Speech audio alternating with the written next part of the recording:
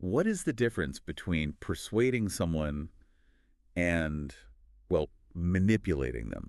I really want you to sit with that question for a second. That's a heavy question. It is, because if you operate in the world of business, if you're an entrepreneur, or honestly, if you're just trying to navigate everyday human interaction. Which is all of us, really. Right, But, exactly. yeah. The word sales carries this incredibly heady, almost universally negative stigma. I mean, it conjures up a very specific set of images. Oh, absolutely. We instantly picture the high-pressure tactics, the sleazy car lot, the relentless telemarketer. The person who treats your objections like a brick wall that just has to be battered down. We are so conditioned to believe that getting to a yes requires, I don't know, a degree of coercion. Yeah, force. But what if the greatest secret to getting others to say yes has absolutely nothing to do with applying pressure and everything to do with radical empathy and uncompromising integrity? That requires a complete dismantling of how most of us view human influence.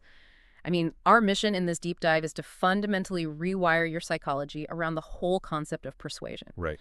We're going to examine the cognitive mechanics of how human beings actually arrive at agreement.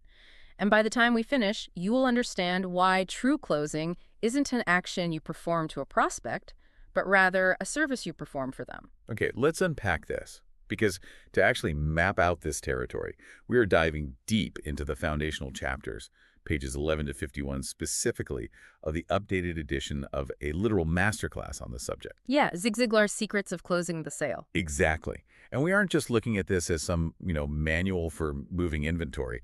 We're treating this as a study in how human beings communicate value. Right, how we overcome those deeply ingrained psychological defenses. Yes. And how we build trust in an inherently skeptical world. Well, the foundation of that trust, and really the very first filter we have to apply to this entire discussion, is the ethical dimension. I mean, the source material draws a very hard, non-negotiable line between a professional and a con artist. Which is a crucial distinction. It is, because on a mechanical level, the tactics of persuasion might actually look identical. Both of these individuals use psychological levers, pacing, framing. So what's the difference? The divergence happens entirely at the level of intent. A con artist weaponizes those mechanics, right? They persuade someone to part with their resources for something that's overpriced, unnecessary, or even harmful. But the professional. The professional deploys those exact same mechanics to guide a customer toward an outcome where they receive more than fair value. The book actually offers a fascinating heuristic to test that intent. It calls it the family test. Oh, this is such a great concept. It really is. To give you some background, the author spent the first 15 years of his career in direct sales, specifically selling heavy-duty waterless cookware. Right, door-to-door, in-home demonstrations. Yeah. Now, spending a decade and a half knocking on doors and doing in-home demonstrations of pots and pans, it will either grind you down to dust or it will forge this absolute conviction in what you're doing. And for him, it was conviction. Total absolute belief. His belief in the utility and value of this specific cookware was so absolute that decades later, long after he had transitioned out of direct sales, it remained his go-to resource. Even when he was successful in writing and speaking. Yes. When his children and his granddaughter got married, the very first gift he purchased for them was that exact same brand of waterless cookware. And that action right there isolates the core variable of the family test. How so? Well, if you're sitting across a desk from a prospect and you wouldn't comfortably offer the exact same product or service or contract to your own mother, your sibling, your closest friend, Then you have a problem. you have an integrity gap. And an integrity gap is a massive psychological liability. Because it bleeds into your performance. Right. Exactly. When you lack genuine conviction, you lead hesitation. Your micro-expressions, your tone of voice, your willingness to hold firm on price, all of it degrades. We pick up on it. Human beings are incredibly adept at subconsciously detecting when someone doesn't fully buy into their own pitch. Okay, I want to push back on this a little bit, though. Yeah. Because it feels a bit, I don't know, utopian. Sure. Let's look at the reality of the modern business environment. You have software sales reps facing brutal quarterly quotas. Yeah, the pressure is immense. Right. You have startup founders burning through venture capital runway who desperately need to show revenue just to survive the month. In a cutthroat market, does this family test idealism actually hold up? It's a fair question. Because if I'm a rep who needs to hit a number by Friday or I lose my job, I'm probably going to prioritize the close over whether my mother needs enterprise routing software Yeah. If we connect this to the bigger picture, we really have to examine the game theory of that scenario. If you optimize entirely for the short-term win, like hitting that Friday quota at the expense of the customer's actual needs, you are playing a finite game. A finite game? Right. The text addresses this using an analogy from the world of professional billiards, which I love. Think about a world-class pool player. Okay.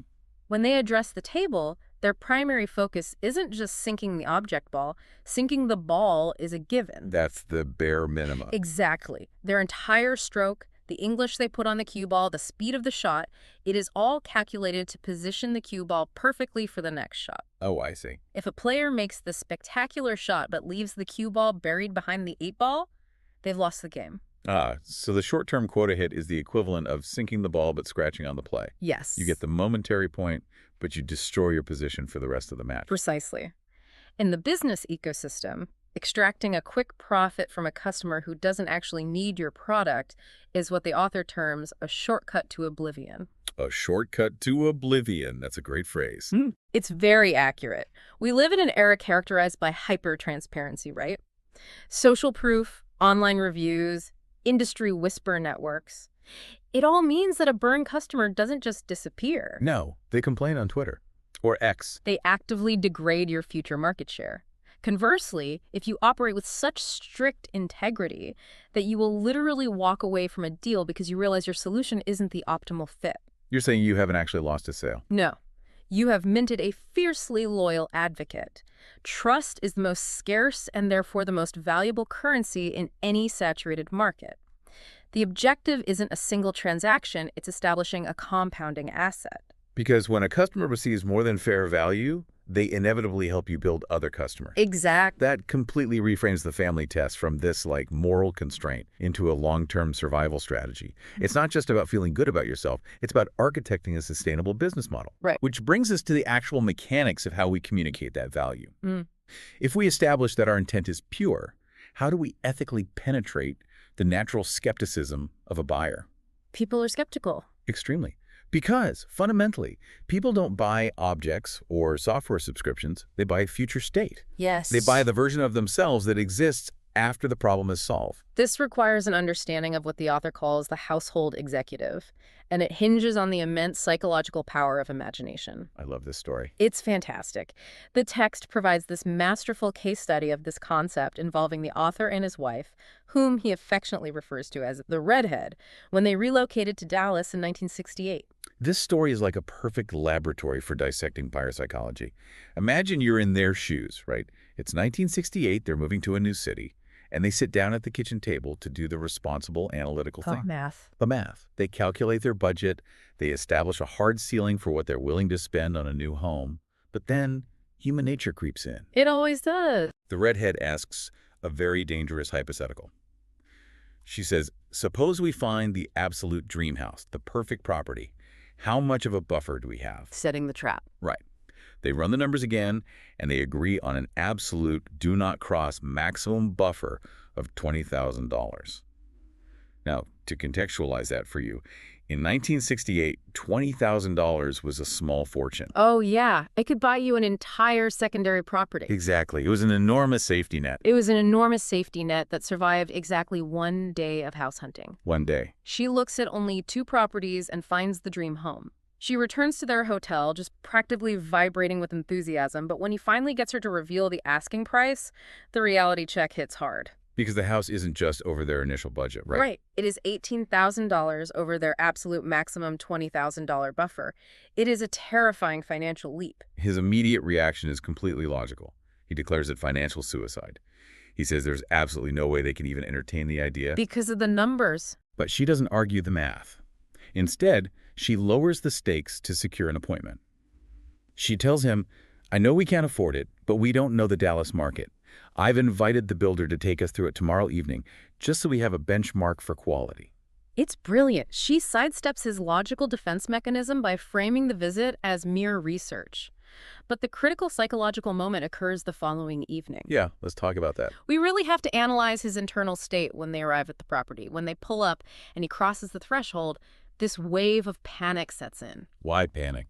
Because the house is flawless. He instantly recognizes that it is exactly what he wants, but because his analytical brain knows the price is devastatingly high, his subconscious deploys a massive defensive shield. Right. He immediately adopts a persona of total apathy. Yes. He gives the builder and his wife the cold shoulder. Yeah. He acts as though he couldn't care less about the property. I want to pause here because this is the core of what the book calls the snooker close, and it is a phenomenon every single person listening to this deep dive has encountered.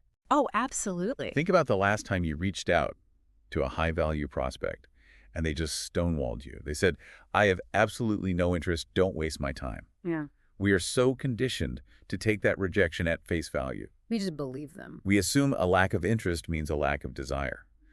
But the author argues that the opposite is often true. We have to separate genuine disinterest from defensive apathy. Genuine disinterest is passive. Defensive apathy is active and often aggressive. That's a huge distinction. It is. A prospect who vehemently refuses to engage is frequently doing so because they know they have a vulnerability.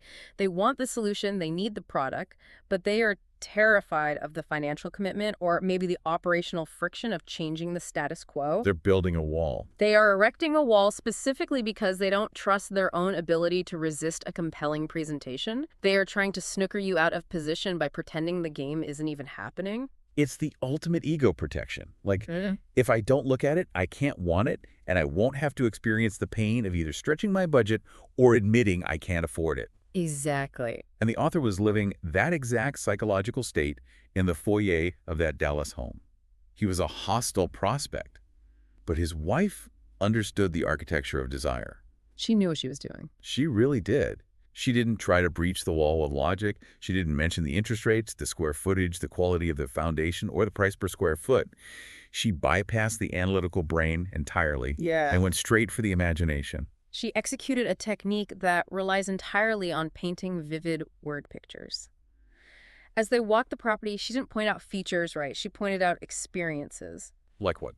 Well, in the front yard, she didn't talk about the landscaping. She made these sweeping gestures and described how perfectly the space was laid out for the circular driveway he had always fantasized about. She was mentally installing him into the environment. It makes me think of modern software design. If you are a UX designer, user experience, you know that if you have to explain the underlying code or the complex database architecture to sell your app, you've already lost the user. You're in the weeds. Right. You don't sell the mechanics, you sell the frictionless experience. You sell the feeling of saving 10 hours a week because the dashboard is intuitive. And she was basically applying elite UX design to real estate. She really was. She walked him into the den, completely ignored the construction materials, and pointed to the exposed beams. She immediately claimed the space, calling the fireplace his fireplace. Visualizing it. She visualized his books on the shelves. She painted a picture of him sitting there on Sunday afternoon, watching the Dallas Cowboys on the television while enjoying the warmth of the fire. She is continuously layering ownership. But the masterpiece of this interaction happened in the backyard. The backyard. Yes.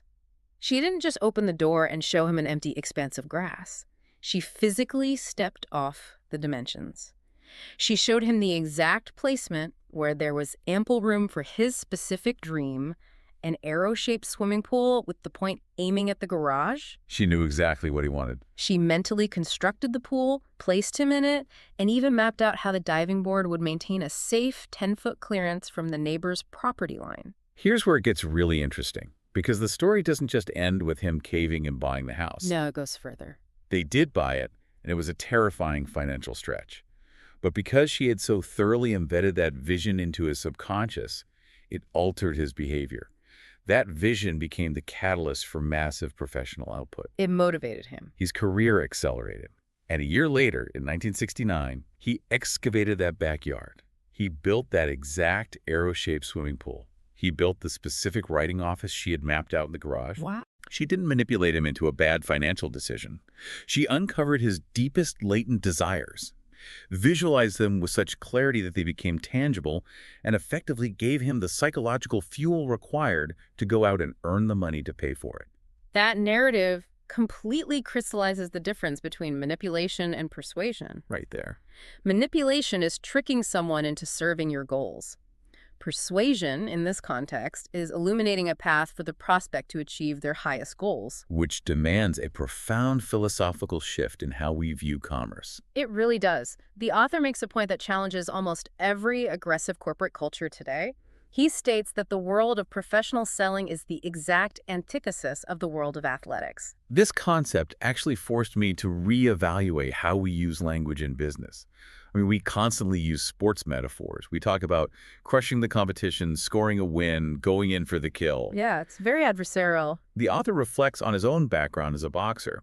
He jokes that his boxing career only ended because the referee kept stepping on his hands while he was down on the mat. That's a great line. But he makes a razor-sharp observation about the mechanics of sports. In boxing, football, tennis, you are trained to aggressively probe your opponent. You test their defenses. You look for a weakness, a blind spot, an injury. And when you find that vulnerability, you ruthlessly exploit it to defeat them.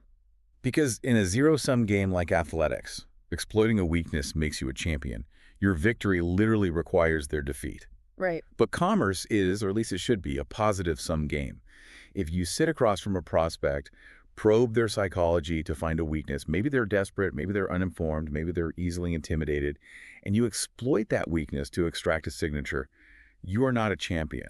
No. You are a predator. You have won, but the client has lost. The book actually poses two highly confrontational questions to force the reader to audit their own mindset. First, do you genuinely believe that your product or service solves a legitimate problem for the user? That's the baseline. And second, do you believe that if you successfully solve that problem, you are morally entitled to a profit? If there is any hesitation in answering yes to both of those, you are in the wrong profession or selling the wrong product. Because if you truly believe your solution is valid and necessary, then withholding it or feeling timid about asking for the close because you don't want to seem pushy is an act of professional negligence. You are allowing the prospect's temporary discomfort to prevent them from receiving a permanent solution. But I gotta say, this logic gets incredibly messy when applied to extreme real-world scenarios. It does get complicated. It's easy to feel righteous when selling enterprise software to a Fortune 500 company with a massive budget. But the book includes a story called The Now or Never Close that really pushes the boundaries of this philosophy. Oh, the Elgin widow. Yes, it involves the author attempting to sell his premium, expensive cookware to an elderly widow living in Elgin, South Carolina. This is the ultimate stress test for the concepts of integrity and belief. So the author completes his demonstration, and the widow is utterly dismayed by the price. She views it as an astronomical extravagance. Rightfully so, in her mind. Right. And she systematically lists the realities of her existence. She lives entirely alone. She eats breakfast every morning next door with her son's family. She works 6 days a week at a local mill and eats her lunch there. So she barely cooks. She doesn't eat a formal dinner. The only conceivable time she would ever use this massive set of cookware is for a few hours on Sunday. Furthermore, she's on the verge of retirement and will soon be surviving on a highly restricted Social Security income. Yeah. She looks at him and says, "It would be the most foolish thing in the world for me to even consider buying that set of cookware." I read that, and my immediate reaction was, pack up your bags and leave. Just get out of there. Yeah. If I am sitting in her living room, my conscience is screaming at me. I feel actively guilty for taking up her time and even introducing the temptation. How do you ethically justify continuing that presentation?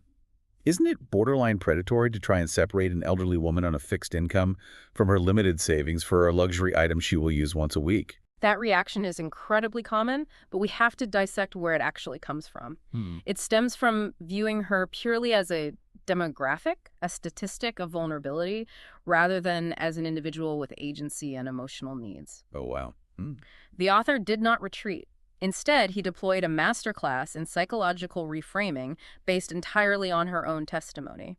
He didn't argue against her facts, he used them as the foundation for his close.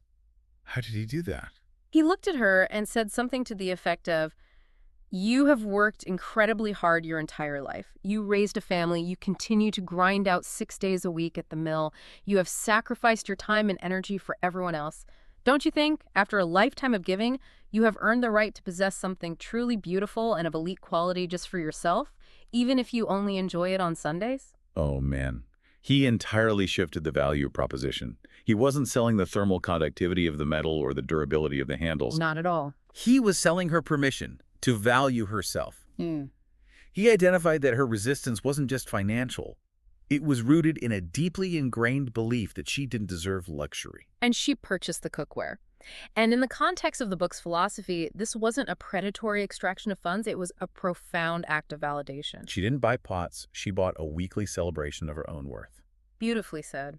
But to execute a close like that, a salesperson must completely divorce themselves from the industrial, factory floor mindset of sales metrics. You are talking about the law of averages, I am. which is probably the most universally repeated mantra in sales culture. Every junior rep is taught, sales is a numbers game. Just keep dialing. If you make 100 calls, you'll get 10 meetings and you'll close one deal. Just let the law of averages work for you. It's everywhere. The author absolutely torches this concept. He provides a brilliant visualization. If you stand with one bare foot in a bucket of freezing ice water and your other bare foot in a bucket of boiling water. The average temperature might be theoretically perfect. Exactly. But in reality, you are in excruciating agony. He knows you can easily drown in a lake with an average depth of 6 inches. The peril of relying on the law of averages is that it fundamentally dehumanizes the interaction. When you view a prospect merely as a statistical data point, like as a necessary no on your mathematical journey to a yes, you stop listening. You completely tune them out. You stop analyzing their specific pain points. You project your quota onto their life. The professional rejects the law of averages in favor of hyperpresence. The mindset shift is this: you do not want every sale in the universe. You only want the next one. The next one, close. It demands that you treat the human being in front of you as an entirely unique puzzle. They have distinct fears, distinct constraints, and a specific worldview. If you're just waiting for them to say no so you can move on to the next statistical probability, you are failing them. You really are. But maintaining that level of hyper-presence, especially when a prospect is hostile or in distress, it requires an incredibly sophisticated emotional toolkit. It requires absolute clarity on the distinction between sympathy and empathy. This might be the most critical psychological distinction in the entire text because the two concepts are so frequently conflated. People assume that to be a good person, you must be sympathetic. Right, they use them interchangeably. But the author uses a deeply visceral analogy to separate them, one that perfectly illustrates the danger of sympathy in a professional environment. The seasickness analogy. I want to paint this picture for you, the listener, because it instantly clarifies the dynamic. Imagine you are on a cruise ship.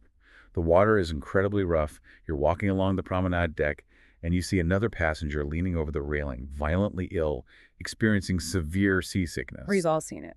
If you operate from a place of sympathy, what is your reaction? Sympathy demands that you share their emotional and physical state. So you internalize their distress so deeply that your own stomach begins to churn. You walk over to the rail, stand next to them, and you start throwing up right alongside them. It sounds ridiculous, but it's true. You have joined them in their misery, but you haven't actually improved their situation. What's fascinating here is you have doubled the suffering without providing a solution. Sympathy means you feel like they feel. You lose your objective boundary. They're useless to them. Empathy, however, is an entirely different cognitive process.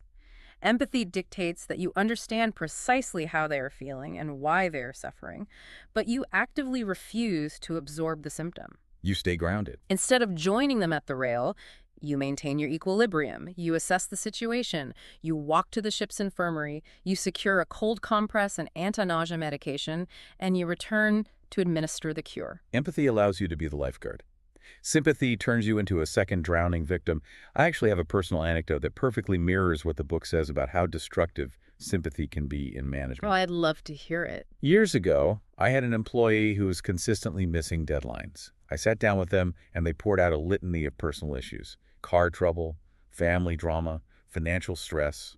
Because I was operating out of sympathy, I felt terrible for them. I absorbed their anxiety. You took it on. My response was to say, "Don't worry about the deadline. I'll take care of the report this week."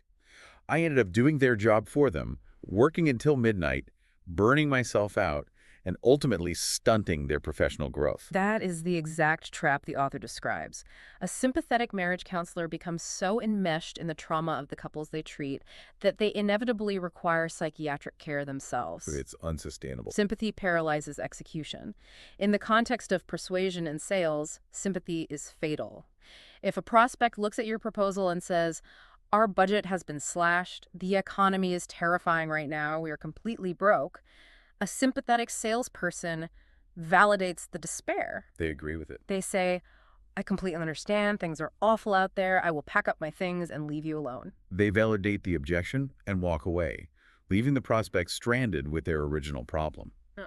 But let's look at how empathy operates in reality, using what the book calls the physical action close. This is a powerful story. The scenario involves a salesman attempting to sell an expensive home smoke detection system to a farmer. The farmer is a man of incredibly modest means. He has 7 children, a very tight budget, and when he hears the price of the alarm system, he literally laughs. Just laughs in his face. He says, "Son, I appreciate your time, but I am broke. There's absolutely zero chance I am spending that kind of money on a fire alarm." Now, a sympathetic rep hears broke, feels pity, and exits the premises.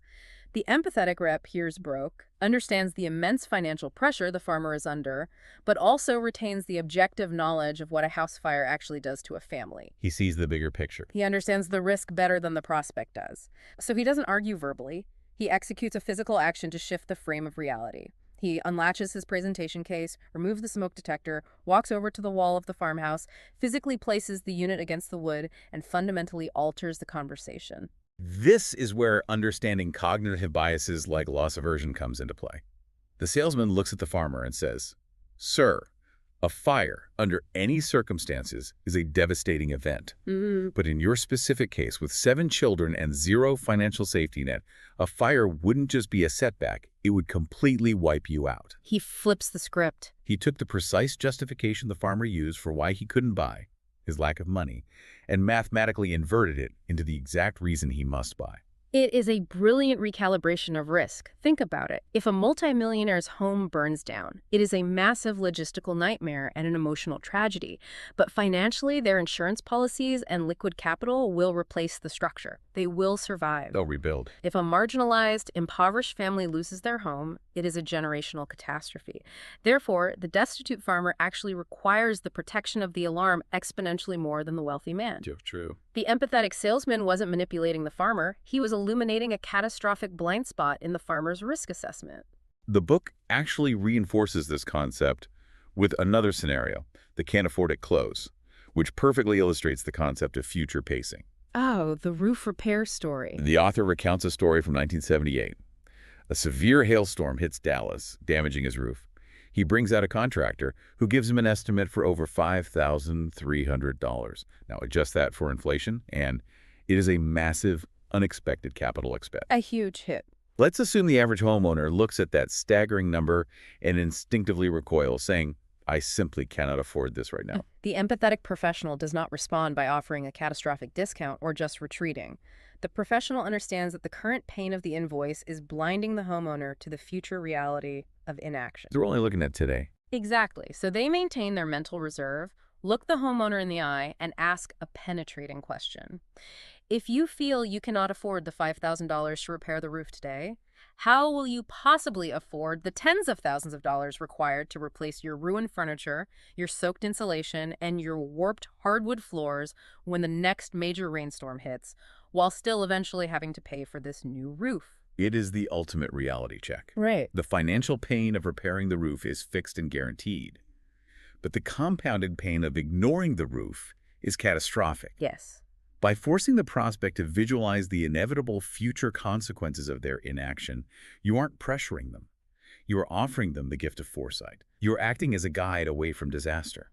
But acting as that guide requires immense fortitude. The text speaks extensively about the necessity of building both physical and emotional reserves. You have to protect your own energy. You do, because when you are constantly absorbing objections, facing defensive apathy, and trying to ethically redirect a prospect's deeply held anxieties, it drains you. The author uses a highly memorable phrase here, warning against the accumulation of BO of the brain, or stinkin' thinkin'. Stinkin' thinkin'. It sounds folksy, but the psychology behind it is bulletproof. If you spend your morning consuming doom-scrolling news, complaining with your colleagues about interest rates, and joining what he calls the recession club, You are actively corrupting your own operating system. You're poisoning the well. You will walk into a presentation radiating scarcity and anxiety. You will bleed that negativity onto your prospect. You cannot pull someone else out of a hole if you're standing at the bottom of it with them. Absolutely not. You have to fiercely curate your mental inputs to maintain the high ground of optimism and conviction. Which serves as the perfect synthesis for this entire exploration. I mean, the strict adherence to the family test, the imaginative empathy of the snooker close, the rejection of the zero-sum athletic mindset, the discipline of empathy over sympathy. It all builds to one point. Every single one of these principles converges on one singular, profound realization. And that is the distinction between convincing someone's intellect and persuading their heart. This is the crux of it all. How do we define the operational difference between convincing and persuading? The author provides a magnificent historical anchor to illustrate this. We travel back to the late 16th century to the University of Pisa. Okay, setting the scene. For centuries, the unquestioned, dogmatic scientific truth established by Aristotle was that the speed at which an object falls is directly proportional to its mass. A heavier object falls faster than a lighter object. It was just accepted as fact. It was academic gospel. But a young mathematician named Galilei knew, through his own calculations, that this was fundamentally incorrect. He knew the math, but he needed to shatter the paradigm. Exactly. So, according to the famous story, Galileo summons the esteemed professors and the student body to the base of the Leaning Tower of Pisa. He ascends the tower with two objects of identical material but drastically different weights. The moment of truth. He drops them simultaneously. And gravity does its work. They strike the earth at the exact same millisecond. He provides undeniable physical, empirical proof that Aristotle was wrong. But the author asks the critical question. After witnessing this irrefutable demonstration, what did the professors at the University of Pisa return to their classrooms and continue to teach? They went right back to teaching Aristotle. Yes, but why? It wasn't because they didn't see the weights hit the ground. It was because Galileo had only convinced them in their heads. The logic was there. He had provided a logical absolute, but he had utterly failed to persuade them in their hearts. To accept Galileo's proof meant admitting they had been teaching a falsehood for their entire careers. Their egos couldn't take it. It meant destroying their academic egos. They were not emotionally prepared to surrender their worldview, so they simply rejected the logic. That is the Semmelweis reflex in action. The human reflex to reject new evidence if it contradicts established norms. And it applies perfectly to modern interactions. Think about a doctor trying to get a patient to quit smoking. That's a great modern parallel. The logic, the convincing, is literally printed in black and white on the cigarette box. This will kill you. The doctor can show them the x-rays. But logic doesn't change behavior. The patient is convinced, but they aren't persuaded until there's an emotional trigger. Until they feel it. Until they hold their newborn grandchild and realize they want to be alive to see them graduate. You can have the most flawlessly constructed ROI spreadsheet in the world, the lowest price in the market, and the perfect feature set. But if you threaten the prospect's ego or fail to connect with their underlying emotional drivers, the spreadsheet is meaningless. The etymology of the word itself reveals the secret. The text notes that the word persuasion derives from a French root that loosely translates to giving good advice in advance. Wow, giving good advice in advance. Think about the posture that phrase requires. It completely obliterates the stigma of the sleazy salesperson. Giving good advice in advance is an act of service. It is what a trusted advisor does. It is what a mentor does. It's collaborative. True closing is simply the art of utilizing your empathy, your imagination, and your unwavering integrity to offer another human being the best possible advice before they have to make a difficult decision. To give good advice in advance. If you adopt that single phrase as your professional operating system, everything changes. You aren't hunting for a signature. You are solving a puzzle alongside the prospect. You're on the same team. But as we wrap up this deep dive, it forces a mirror back onto you, the listener. You cannot give good advice if your own motives are corrupted. So as you walk into your office tomorrow, as you sit across the Zoom screen from your most difficult client, or even as you sit at the kitchen table trying to navigate a major financial decision with your spouse. Are you actively flushing the stinking thinking out of your mind? Yes. Have you built the mental reserves necessary to maintain your empathy when the conversation gets tense? This raises an important question, right? It all returns to that initial filter. Will you subject your next interaction to the absolute scrutiny of the family test? Will you? Will you advocate for that client, that colleague, or that partner with the same fierce dedication to their long-term well-being that you would demand for your own family? Because the moment you integrate that level of integrity, you transcend the act of selling. You enter the realm of true leadership. Absolutely. And leadership is what creates lasting impact. We have established the psychological bedrock today. We understand the ethics, the empathy, and the mindset required to serve. But having the right mindset is only the beginning. There's so much more. In the next phase of our journey through this material, we have to translate that philosophy into action. We are going to deconstruct the specific, tactical vocabulary of persuasion. The words that actually work. We'll explore the exact words that build trust and the dangerous subconscious phrases that will instantly unsell a prospect and trigger their defensive apathy before you even realize what went wrong. It's going to be a fascinating exploration of behavioral linguistics. It really is.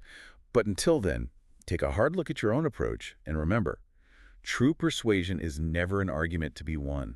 It is simply the act of giving good advice in advance. So if you call a girl kitten, she will probably love you. But if you call her a cat, you've got a massive problem on your hands. Right, a completely massive problem. And it's the exact same animal. Exactly. I mean, fundamentally, you were describing the exact same biological entity. Yeah. Yet the outcome of those two word choices, well, they exist in completely different universes. They really do. And, think about if you tell your spouse they look like the first day of spring. You are scoring a remarkable amount of points right there. Oh, huge points. But if you tell them they look like the last day of a long, hard winter, you are probably going to be sleeping on the couch for the foreseeable future, honestly. without a doubt. So today we are exploring this massive chasm between a resounding yes and a hard, absolute no. And what we are going to uncover in this deep dive is that the difference between those two outcomes, it's almost never about the price tag. No, rarely. And it is rarely even about the product itself. The difference is entirely rooted in the little things. Which really challenges the dominant paradigm in most boardrooms today, don't you think? Oh, completely. We are conditioned to obsess over the macro. We build out these massive slide decks, we obsess over data analytics, and we structure these grand, sweeping pitches. Right, because we think logic wins. Exactly. But human psychology simply does not pivot on the macro. Our brains just aren't wired to process vast arrays of logic when we're making trust-based decisions. It's all about the micro.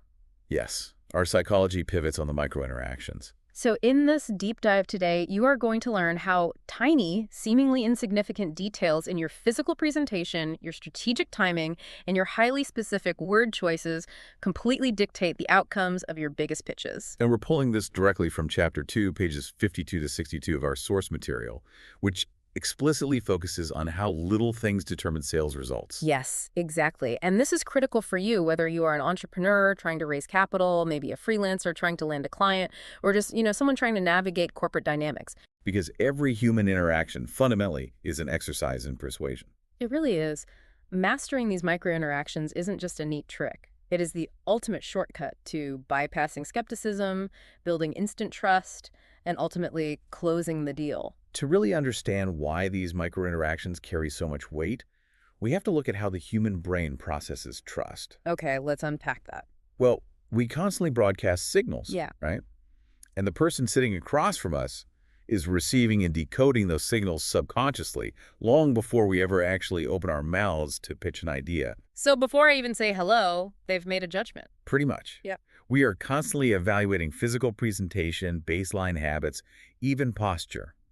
Consider the classic markers of professionalism, like a well-pressed suit, an immaculate shoe shine, neat hair, showing up exactly on time. Right, which sound a bit old school. They do. They might sound like rules from a bygone era, but the underlying psychology governing why those things matter, that hasn't changed in thousands of years. It's the concept of thin slicing, right? Exactly. Our brains take a very narrow slice of data, like just noticing if someone's shoes are scuffed or if they are nervously chewing gum. Yeah, chewing gum is a big one. And we instantly extrapolate this massive conclusion about their overall competence. Like, if you cannot manage the basic details of your own appearance or schedule, my subconscious brain immediately asks, well, how can I trust you to manage my $1 million account? Spot on. How can I trust you to solve my complex business problem if you can't even iron your shirt? Right. That is the exact evolutionary mechanism at play. When you show up with meticulous attention to those small details, you are not merely putting on a fashion show. No, you're communicating something deeper. You are actively communicating your internal state. Hmm. You're signaling that you possess a baseline level of discipline, that you genuinely respect the time of the person you're meeting with, and, most importantly, that you possess an unshakable belief in the value you are about to offer. It's like a nonverbal guarantee. Exactly. The meticulous presentation acts as a nonverbal guarantee that you take the interaction seriously. I do want to challenge the application of this in our current culture, though, just a little bit. Sure, go for it. Because we live in an era where tech billionaires conduct massive IPO roadshows wearing, like, gray hoodies and beat-up sneakers. That's The standard for physical neatness has drastically shifted. It feels like leaning too hard into the perfectly pressed suit and shine shoes metric might actually backfire in certain industries. You mean by making you look out of touch? Yeah, making you look rigid, or worse, like you were trying too hard to compensate for a lack of substance. Like, oh, he's wearing a suit, he must not know how to code. That is a brilliant observation, Yeah. but it actually reinforces the rule rather than breaking it. Wait, really? How so? Well, the hoodie worn by a tech founder is, in itself, a highly curated little thing. Oh, I see. It is a deliberate signal of nonconformity and focus. It's sending the message that they are so deeply invested in the code and the product that they just cannot be bothered with traditional sartorial norms. Like they're too busy being a genius to care about a tie. Exactly. However, even within that casual aesthetic, the micro-signals of respect still apply. Right. Like, is the hoodie clean? Are they fully present in the meeting? Or are they checking their phone? Are they 5 minutes early to the Zoom call? And is their background free of distracting clutter? So the medium changes, but the message remains identical. Yes. You must project intentionality. So intentionality is the real currency here. The specific uniform might change depending on the room you were reading, but the lack of friction in your presentation is what builds the trust. Because it proves you aren't just winging it. But let's look at the emotional toll of that intentionality, like constantly policing your posture, your background, your tone, ensuring you send the perfectly timed follow-up note. Doesn't that create a highly robotic interaction? I can see how I might feel that way at first. Right, because if I am constantly monitoring my microsignals to make sure I'm optimizing for trust, I'm no longer fully present with the human being sitting across from me. I'm just playing a character. Well, if you are experiencing it as an exhausting performance, you are approaching it from the wrong direction entirely. Okay, so what's the right direction? The goal is not to strap on a synthetic mask of professionalism. Mm-hmm. The goal is to cultivate a genuine attitude of total respect for the prospect. Empathy, basically. Yes. When you deeply, genuinely care about solving the problem for the person sitting across from you, these considerate behaviors cease to be a checklist. They become the natural byproduct of your empathy. Oh, wow. So you don't have to artificially remind yourself to be punctual or to send a thoughtful thank you note if you actually value the relationship. Precisely. It becomes an outward manifestation of an internal philosophy. If I view you as a transaction, I have to fake the polite follow-up. And people can sense that. They really can. Yeah. But if I view you as a long-term partner, the follow-up is just a natural extension of my curiosity about our mutual success. And that shift in mindset is the major practical takeaway for you listening to this right now. You need to audit your environment and your habits. Audit the little things. Yes. Look at your digital hygiene, your punctuality, your follow-up protocols. These are not just aesthetic choices. They are active selling tools. Like sending a personalized thank you note. Exactly. A well-crafted thank you note does not just say thank you. It structurally reinforces the foundation of a long-term career. It proves that your investment in the prospect didn't just evaporate the moment the meeting ended. Okay, so setting that baseline of trust through the microsignals is essentially clearing the runway. Right. Getting you ready for takeoff. But having a clear runway doesn't mean you know how to actually land the plane. Which brings us to a really fascinating psychological paradox regarding the timing of the actual pitch. Well, you ask, yeah. The prevailing narrative in high-stakes environments, whether it's venture capital pitching, enterprise sales, or even just negotiating a raise, is that you should be relentlessly driving toward the close. Yes, the old always be closing mantra. Right, always be closing. Yeah. It implies that you should lay out all your overwhelming evidence and demand a decision as quickly as possible. Just bombard them with value. Which is, biologically and psychologically, one of the most dangerous things you can possibly do to a prospective partner. Which sounds so counterintuitive. It does. But asking for the decision too early, or more specifically, asking for the decision immediately after dumping every single piece of favorable information you possess, creates an incredibly precarious situation. So what is the optimal strategy then? Well, the strategy laid out in Chapter 2 is deeply counterintuitive. You must attempt the close after you have established massive value, but critically, before you have revealed all of your information. The logic there feels completely backward at first glance. I know it does. Like if I want you to make a major decision, say investing $50,000 into my software platform, why would I intentionally withhold my strongest supporting data? It seems like I am artificially weakening my own argument just when I need it most. To understand why withholding information is vital, we really have to look at the fragility of the human ego. The ego ruins everything, doesn't it? It really does. When people are faced with a significant decision, their primary psychological driver is often not the desire for gain. What is it then? It's the fear of looking foolish. Oh, wow. Yeah, that makes sense. If a prospect makes a rapid decision and it turns out to be the wrong one, their status takes a massive hit. They look naive. They lose face. Exactly. Right. So to protect themselves against that vulnerability, the brain's default defense mechanism is to create friction. Just automatically. Automatically. They will instinctively push back or say no initially, simply to prove to themselves and to you that they are a discerning, careful thinker who cannot be easily manipulated. It is the psychological equivalent of kicking the tires on a car. That's a perfect way to put it. They don't actually know what they're looking for when they kick the tire, but they need to perform the ritual of skepticism to feel safe. Yes. But here is where that information dumping strategy becomes a lethal trap. Okay, lay it on me. Imagine you have laid out every single compelling feature, every incredible piece of data, and every ounce of value your offering provides. You have nothing left in reserve. Right, you've emptied the clip. Exactly. Now, the prospect, acting on that instinctual need to protect their ego, says, no, I don't think this is right for us.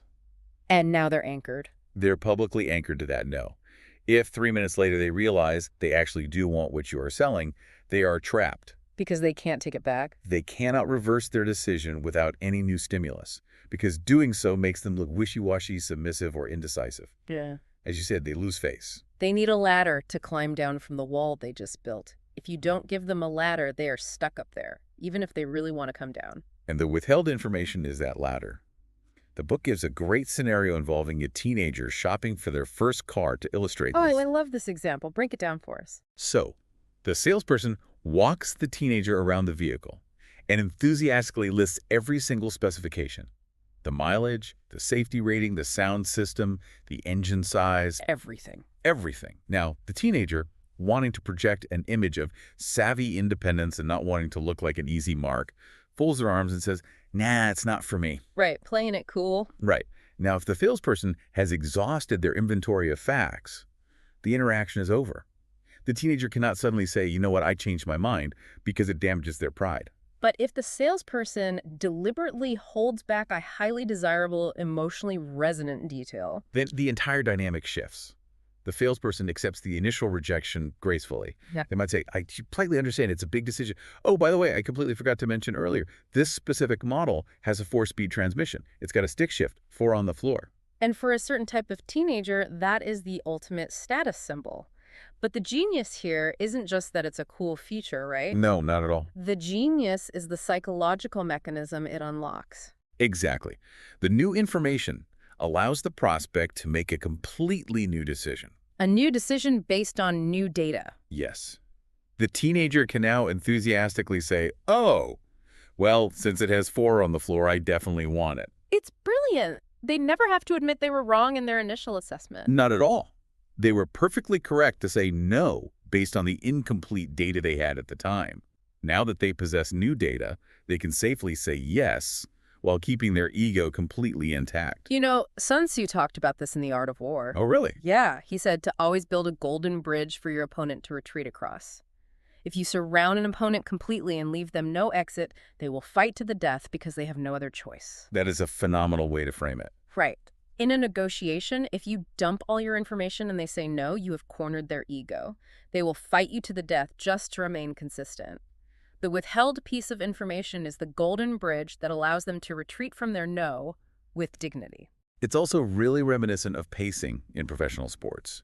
Think about a golfer playing a long par 5. Okay, I'm with you. On the tee box, they're going to unleash their absolute best swing, their Sunday punch, to drive the ball as far down the fairway as possible. What's maximum power? Maximum power.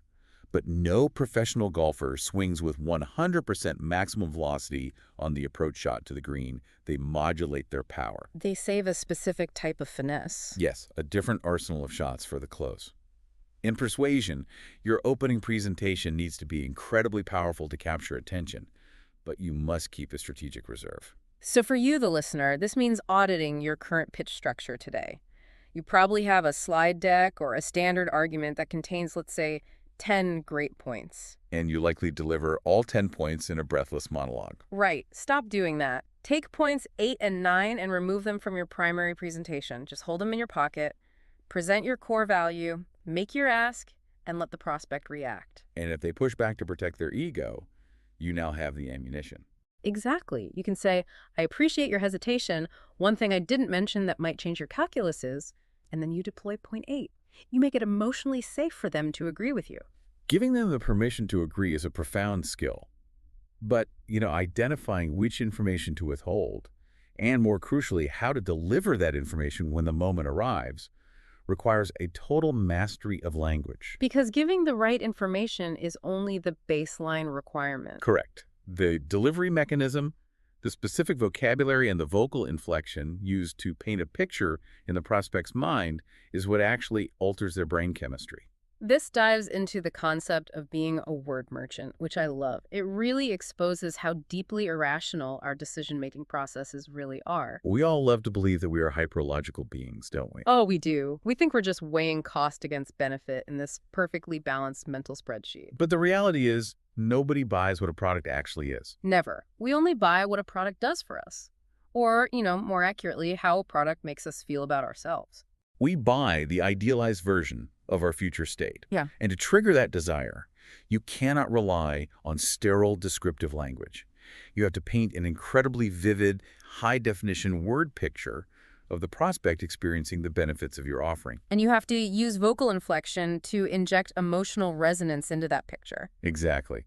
There's a story from the source material that illustrates this beautifully involving a woman named Mrs. Funderburk. Oh, yes, the cookware story. Right. So a salesperson is attempting to sell her a very expensive set of cookware. He has been in her home for 2 solid hours, running through the entire demonstration, showing the durability, the heat distribution, all the logical features of this cookware. And Mrs. Funderburk is giving him absolutely nothing. Nothing. She's a fortress. She repeatedly insists she has no money. She says it's too expensive. She's broke. The budget is tight. She is giving every logical signal that this deal is completely dead. Right. From a purely analytical standpoint, the salesperson should pack up their bags and leave. If the prospect literally possesses no capital, no amount of persuasion can manifest money out of thin air. But the interaction takes a wild turn. It does. Almost as a throwaway comment, the phrase "fine china" enters the conversation. And the shift is instantaneous. Her demeanor completely transforms. She asks if the salesperson carries fine china. She practically runs out to his car to look at the samples, and within minutes, she purchases a set of china that is significantly more expensive than the cookware she just spent 2 hours swearing she couldn't afford. It's crazy. This scenario forces us to confront a very uncomfortable question about human honesty. Was Mrs. Funderburk lying for those 2 hours when she repeatedly claimed she had absolutely no money? By the literal definition of the words, yes. She had the money available. But psychologically? Psychologically, she was communicating her absolute truth. When she said, "I don't have any money," the silent, unstated end of that sentence was, "I don't have any money for that specific set of aluminum pots and pans." Right, because the salesperson had spent 2 hours pitching utility. Yes, he was selling metal containers used to heat food. That did not inspire her at all. But the phrase "fine china" acted as a psychological skeleton key. It bypassed her logical budget constraints and accessed her limbic system, the emotional center of her brain. She wasn't buying plates and bowls. She was buying an identity. She heard fine china and instantly saw a word picture of herself hosting an elegant holiday dinner. She saw her friends admiring her taste. She felt a surge of status and sophistication. And the emotion attached to that vivid future state was so overwhelmingly powerful that it instantly overrode her logical financial objections. The money, which was totally unavailable for a pragmatic purchase, miraculously appeared for an emotional one. This mechanism operates in every industry, constantly. It highlights the fatal flaw of projecting negative assumptions onto your prospects. Oh, this is a huge point. Let's talk about the shoe shiner example. Right. Consider the difference between a reactive approach and a proactive approach. In something as simple as a shoe shine at an airport on a rainy day, Okay. a reactive worker, the book calls him gloomy Crescent, Gus looks at the rain and logically assumes, well, no one is going to spend money on a shoe shine today because they will just get ruined when they walk outside. Which is a logical assumption. It is. Yeah. But when a customer finally sits down, Gus approaches with slumped shoulders and a flat voice asking, I suppose you just want the regular shine. Gus has already painted a depressing picture. He really has. He is projecting a narrative of futility and cheapness onto the customer. He is essentially saying, you and I both know this is a waste of time, so let's just do the bare minimum. Now contrast that with a proactive professional in the exact same weather conditions. The person smiles, makes direct eye contact, and uses a warm, resonant vocal inflection. What do they say? They look at the customer and say, unless I miss my guess, you're the kind of person who appreciates quality and wants the absolute best shine we have, regardless of the weather outside. The word picture there is entirely different. You are giving the customer a high-status identity to step into. You are framing them as a person of uncompromising standards. When you paint that picture, the customer wants to inhabit it. They want to be the person you just described. For anyone listening, the practical application here is to ruthlessly evaluate your vocabulary. Are you using sterile, technical terms, or are you a word merchant? Right, like if you are selling clothing, you aren't selling a blue dress with a silk blend. No, you're selling an ooh and ah outfit. Because when your client walks into the gala, that is the exact sound the room will make. You must describe the gratification, not just the physical object. This really reminds me of Theodore Levitt's famous marketing axiom, the quarter-inch drill. Well, that's a classic. Levitt famously told his students at Harvard Business School that people don't want to buy a quarter-inch drill. They want a quarter-inch hole. The drill is just the messy, noisy vehicle to get the result. And we can actually take Levitt's axiom a layer deeper. They don't even really want the quarter-inch hole. They want to hang a beautiful portrait of their family on the wall. They want the feeling of a warm, decorated home. They want the admiration of their spouse for completing a project. So the drill is like 5 degrees separated from the actual emotional purchase. Exactly. But wait, let's pressure test this against highly complex B2B sales. It is easy to see how emotion drives the purchase of fine china or a fancy dress. Sure. But if I am selling a multi-million-dollar cybersecurity platform to a chief information security officer, or if I'm selling industrial hydraulic presses to a manufacturing plant manager, those buyers are deeply entrenched in logic. They have procurement processes, ROI calculators, and board approvals. Right. Are you suggesting that a CISO buying enterprise software is influenced by emotional word pictures? I am suggesting that they are exclusively driven by emotional word pictures, though the vocabulary required is highly specialized. Okay, break that down for me. The CISO is not buying lines of code, and they are not buying cloud storage limits. What is the emotional state of a chief information security officer? I imagine it's usually a state of chronic anxiety. Exactly. They are terrified of a data breach that will ruin their company's reputation and cost them their career. When you pitch them, if you only talk about encryption protocols, you are just selling the drill. Oh, I see. If you paint a picture of them sleeping soundly through the weekend, knowing their network is impenetrable, if you paint a picture of them standing in front of their board of directors, confidently reporting that their infrastructure is fully compliant and secure, you are selling the feeling. You are selling peace of mind, job security, and professional prestige. You appeal to the heart to make the decision, and you provide the specs and the data to satisfy the head. The CISO needs the encryption data so they can defend their emotional decision to the CFO. Precisely. The logic justifies the purchase, but the emotion initiates it. The data is merely the armor they wear to protect the emotional choice they've already made. That's a great way to put it. Armor for the emotion. And to convey that emotion, your vocal inflection is just as critical as your vocabulary. You cannot deliver a passionate word picture in a flat, clinical monotone. Which is why recording yourself is such a terrifying but necessary exercise. Using a voice app to record your actual pitches or meetings is highly recommended and almost universally humbling. It really is. When you listen back, you don't just notice a monotone delivery. You usually realize that you are talking way too much. Yes, we tend to bury our most resonant word pictures under an absolute avalanche of useless, nervous chatter. We fill the silence because silence feels threatening. But when you master the timing of the withheld detail and you deliver it with a perfectly inflected word picture, you have to let it breathe. You have to let the prospect's brain process the imagery. Absolutely. So let's assume the listener executes this flawlessly. They curate their microsignals to build trust. They strategically hold back the perfect detail. They deliver a vivid word picture that targets the prospect's deepest emotional desires. And the prospect signs the contract. The deal is closed. The natural instinct is to celebrate, ring the bell, and immediately pivot all that energy to the next prospect in the pipeline. Which is the fastest way to destroy a long-term business. Why is that? If you believe that the meticulous attention to the little things is only required until the contract is signed, you are treating persuasion as a hunting expedition rather than a farming operation. A hunting expedition. That's a great analogy. Building a sustainable, lucrative career requires understanding the fourth key concept from the chapter, the continuous courtship. The book uses a marriage analogy that illustrates this perfectly. Yes, during the courtship phase, both partners are highly attuned to the little things. They dress up for each other, they listen intently, they send random thoughtful messages, they open doors. They are constantly broadcasting micro-signals of value and respect. But after the wedding, as the years go by, habituation sets in. Hedonic adaptation takes over. The things that used to be special become the baseline expectation. And the effort drops. They stop dressing up. The thoughtful messages stop. They stop telling each other they look like the first day of spring. And the relationship doesn't usually explode in one massive dramatic event. It slowly erodes through 1,000 tiny moments of neglect.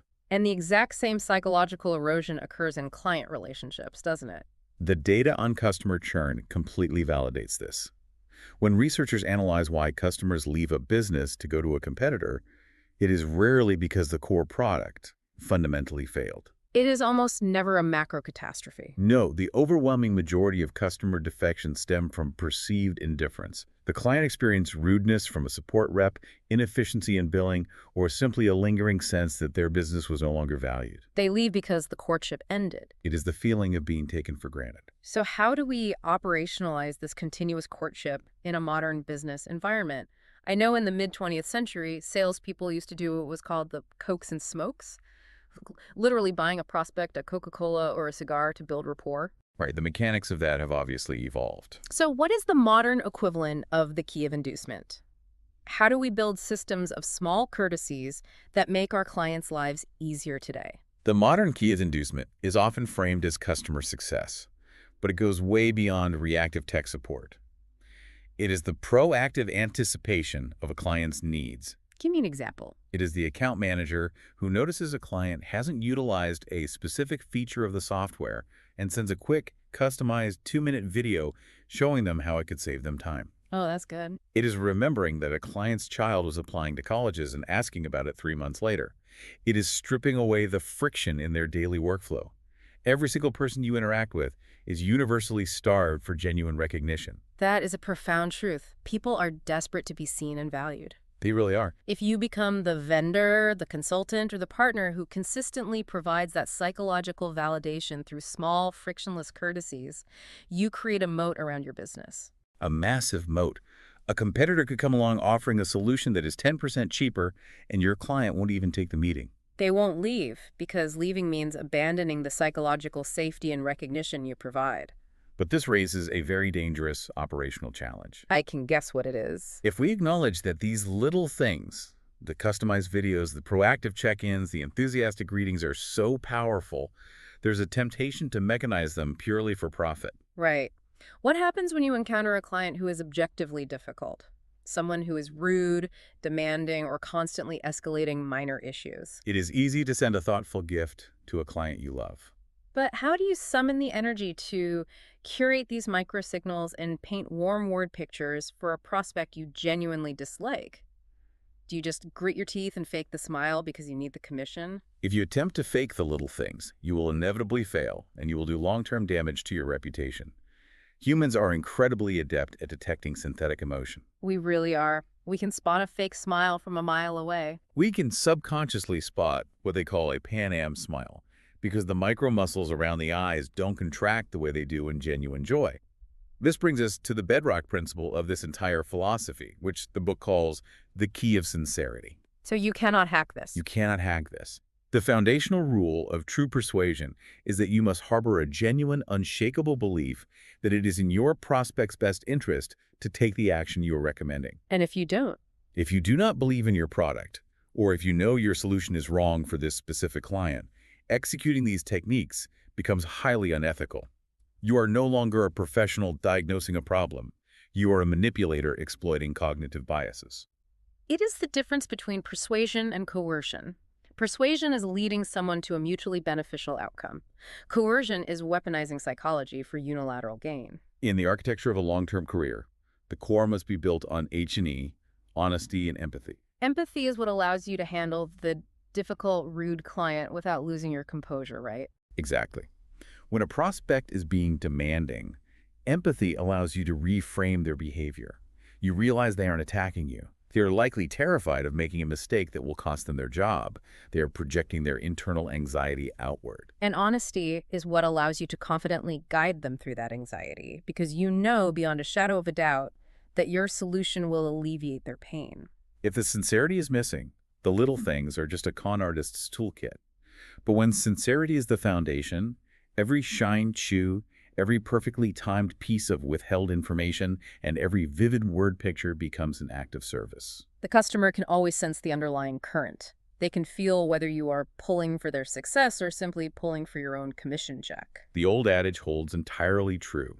People genuinely do not care how much you know until they know exactly how much you care. And that care cannot be communicated in a single grand declaration. No, it must be proven continuously through the micro-interactions. So let's pull all of this together. If we synthesize these concepts from Chapter 2, the core insight we've unpacked today is that high-level persuasion is never a blunt force instrument. You cannot bludgeon a prospect with a spreadsheet and expect them to yield. It is much closer to pointillism in art, a masterpiece painted with 1,000 tiny, deliberate brushstrokes. That's a beautiful way to put it. It is the physical signal of a polished shoe communicating competence. It is the strategic discipline of withholding a detail about a 4-speed transmission to protect a buyer's ego. It is the emotional resonance of painting a word picture about fine china instead of lecturing about aluminum durability. And it is the relentless, sincere dedication to a continuous courtship long after the initial transaction is complete. When you combine all of those tiny brushstrokes, you create an undeniable, overwhelming atmosphere of trust. And when you create that atmosphere, you drastically reduce the friction in the decision-making process. You make it psychologically safe and emotionally exciting for the person sitting across from you to finally say yes. But, what happens when you execute this perfectly? What do you mean? Well, say your presentation is flawless, your timing is impeccable, your word pictures are vivid, your sincerity is absolute, and the prospect still throws a massive, seemingly insurmountable roadblock in your path. Ah, the inevitable objection. Exactly. Now that we know exactly how to use the little things to pave the way to a yes, how do we handle the inevitable moment when a buyer throws up a wall of objections? That is a whole different beast. It is, and we're going to dive deep into the psychology of resistance and the secrets of turning a buyer's objections into your greatest advantage in our next deep dive. I can't wait for that one. Until then, remember to pay attention to your words, because whether you are dealing with a kitten or a cat, the outcome is entirely in your delivery. Think you're not in sales. Because let me challenge that right out of the gate. Oh, I know where this is going. Right. I mean, if you've ever tried to convince a fiercely stubborn toddler that, broccoli is actually miniature trees. Good luck with that, by the way. Seriously. Or if you've ever sat across from a manager trying to negotiate a higher starting salary. Yeah, that's sales. Exactly. Yeah. Or even if you've just spent 20 minutes trying to get your partner to agree on a movie for a Friday night, you are a salesperson. Totally. The stakes might look different. The boardroom might just be your kitchen table, but the mechanics are identical. They really are. And it's a fundamental truth that we often just try to avoid. Culturally, we tend to shove the word sales into this tiny, heavily stereotyped, almost, I don't know, dirty little box. Yeah, you hear sales and you immediately picture, like, the fluorescent lights of a used car lot. Right, or the aggressive cold calls interrupting your dinner. Ah, the worst. Or that, quota-crushing corporate shark who just doesn't care about the wake they leave behind. But when you strip away all that bad behavior at its core, sales is simply the art of persuasion. Which is a life skill. Exactly. It's the psychological mechanics of getting another human being to say yes to an idea or a direction or a decision. And that is precisely why today's deep dive is venturing into what I can really only describe as a masterclass on the psychology of persuasion. Today, we are cracking open Chapter 3 of Zig Ziglar's legendary book, Secrets of Closing the Sale. Such a classic. It really is. And the chapter we're focusing on, page 63 to 80, is titled, Miss the Sale and You Both Lose. That title alone really sets the stage. It does. It sets the stage for our entire mission today. Because we're going to decode the timeless principles of integrity, empathy, and communication. We really want to understand how to get others to say yes, and here's the critical distinction. Yeah, this is the big one. Right. Not by manipulating them or overpowering them, but by genuinely helping them get what they actually want. That distinction is just, it's everything.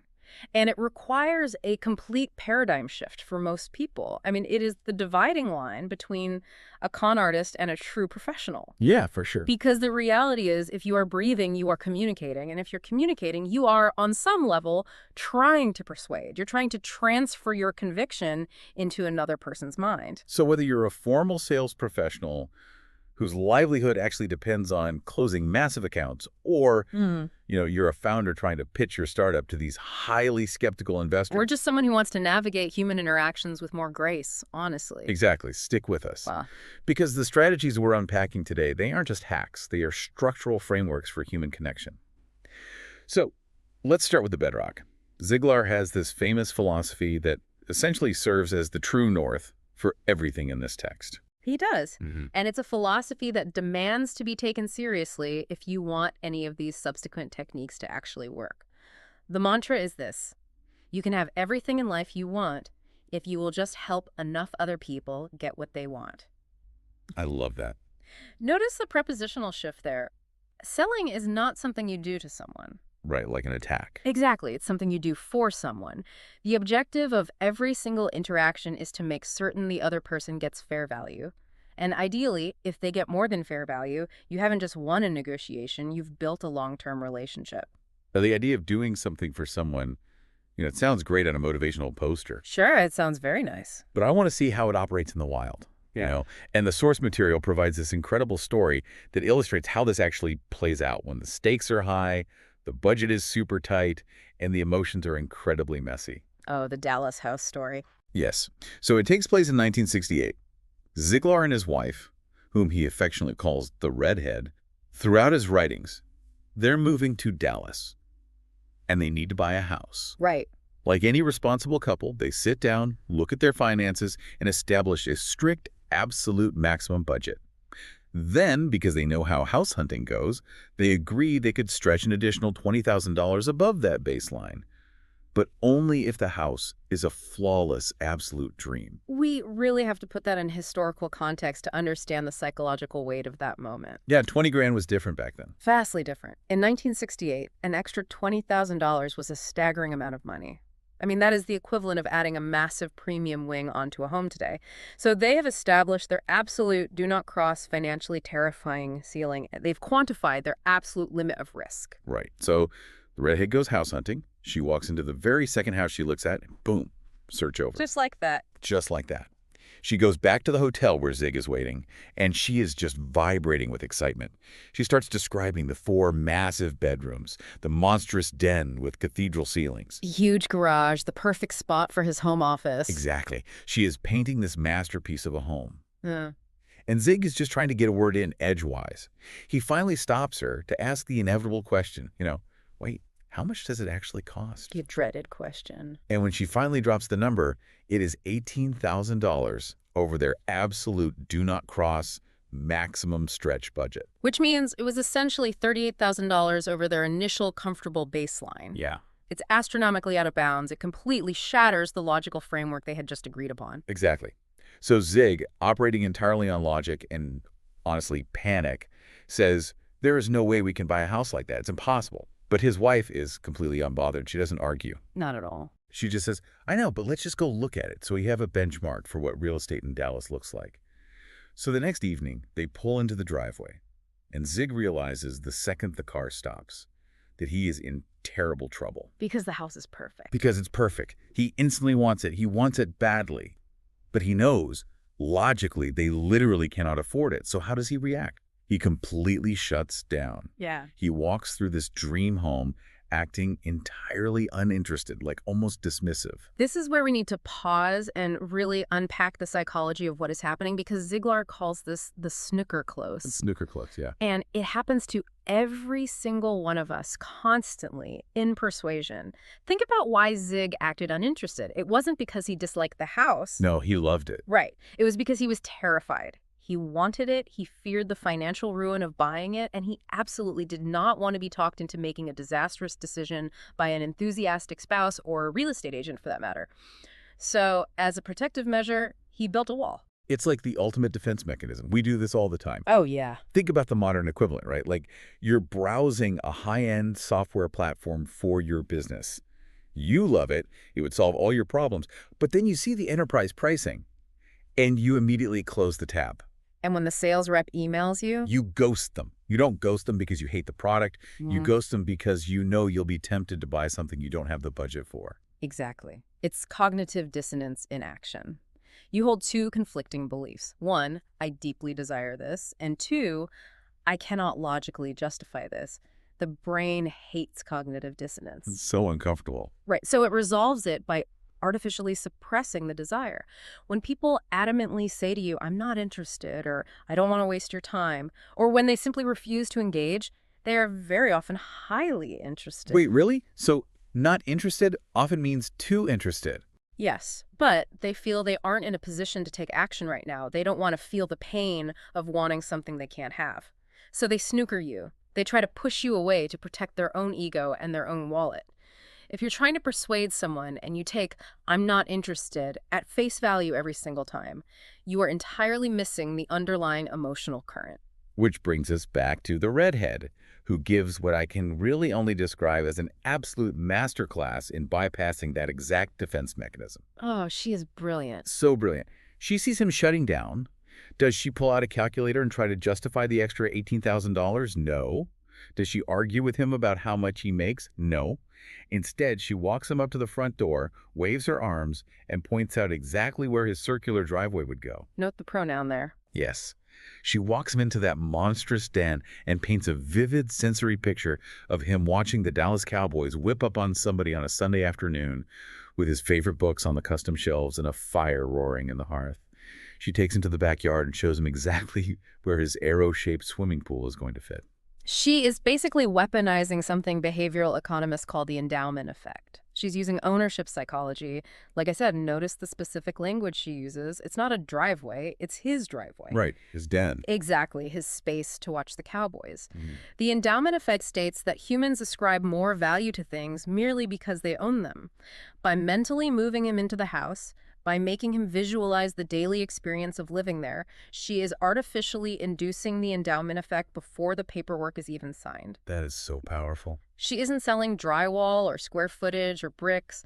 She is selling the emotional gratification and the identity of being the man who lives in that house.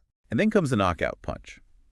Ziglar calls it the embarrassment close, but delivered with total love. So Zig finally breaks under the weight of this beautiful visualization, and he says, Sweetheart, I like it, it's beautiful, but you know we can't afford a house like this. And how does she respond? She doesn't fight him. She just smiles with this little twinkle in her eye and says, Honey, I know that. I just want you to see something really nice. Now we'll go look at something cheap. It is a devastatingly brilliant psychological pivot. It's so brilliant. But I have to play devil's advocate here for a second, because if I'm listening to this, a red flag is definitely going up. Let's hear it. How is that not manipulation? I mean, she knows exactly what she's doing. She's playing on his ego, playing on his pride, specifically dropping the word cheap to trigger a reaction from him. How do we draw the line between an ethical nudge and outright coercion? That is the pivotal question of this entire chapter, and it goes right back to the title, Yeah. right? Miss the sale and you both lose. Is it manipulation? It depends entirely on two things: intent and belief. Okay, intent and belief. The source material makes this incredibly clear. Persuasion is only ethical if it is genuinely in the buyer's best interest. You have to look at the context here. His wife knew his ultimate dreams. She knew his motivations, his work ethic, his earning capacity, and his deep desire to provide a specific kind of life for their family. She wasn't just some stranger. Right. She wasn't tricking a gullible stranger into financial ruin for a quick commission. She was helping her partner overcome his immediate paralyzing fear of the price tag to achieve a shared vision they both desperately wanted. So it's about having the conviction that the long-term benefit vastly outweighs the short-term discomfort of the decision. Exactly. Ziglar offers a profound litmus test for integrity and persuasion. It's the family test. If you do not believe in the product, the service, or the idea you're offering enough to offer it to your own family or your closest friends, you should not be selling it to a stranger. Period. That's a high bar. It is. Ziglar actually spent 15 years selling heavy-duty waterless cookware early in his career. Decades later, when his own children and grandchildren got married, he made sure they received those exact same sets of cookware because he believed in the product's value that much. Wow, so he actually lived it. He did. If your intent is purely to extract value for yourself, to get the commission, to win the argument, to look good in front of the boss, it's manipulation. If your intent is to create lasting value for the other person to the point where you would prescribe it to someone you love, then it is professional persuasion. Okay, that is a really solid practical framework. Intent is the foundation. If the intent is corrupt, the whole house falls down. Exactly. But let's say the intent is pure, right? Let's say you genuinely want to help the person across from you. If we analyze the story of the redhead, what she said was obviously important, but if she had delivered that line, now we'll go look at something cheap, with a sarcastic sneer, or in a flat, robotic monotone. Oh, it would have started a massive fight. A huge fight. It worked because of the gentle smile, the perfectly timed pause, the warmth in her tone, which proves that intent alone just isn't enough. How you deliver the message is the vehicle that carries the intent. And this is where the vast majority of professionals completely derail: the mechanics of delivery. The sources cite a statistic that should terrify anyone whose income relies on communication. What's the stat? 95% of salespeople, negotiators, and leaders never deliberately train their voices.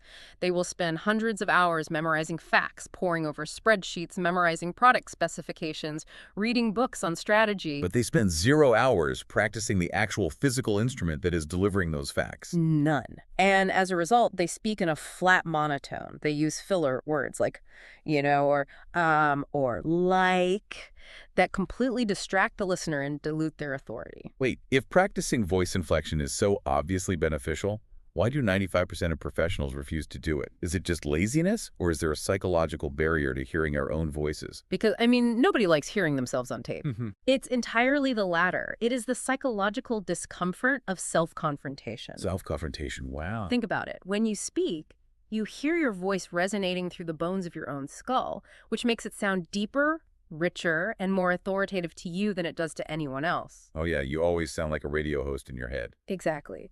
But when you hear a recording, you hear the thinner, actual version of your voice that the world hears, and it's jarring.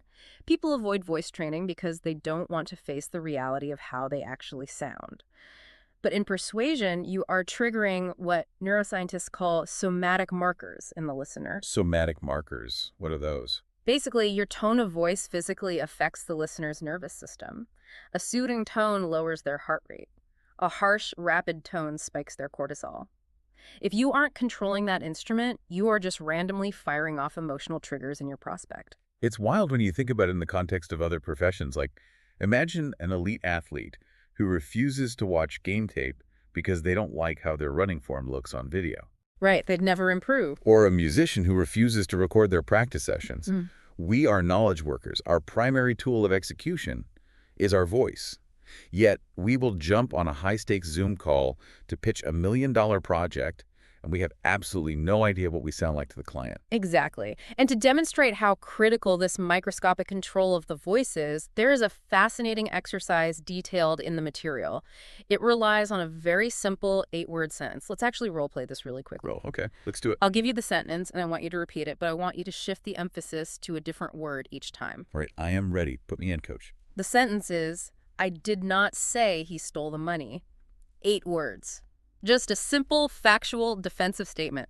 Try emphasizing the very first word. Okay, I did not say he stole the money. Okay, what is the psychological subtext there? The subtext is like, someone else said it. I am innocent. Don't look at me. Look at the accounting department, you know. Exactly. You are deflecting blame. Now keep the sentence identical, but emphasize the word say. I did not say he stole the money.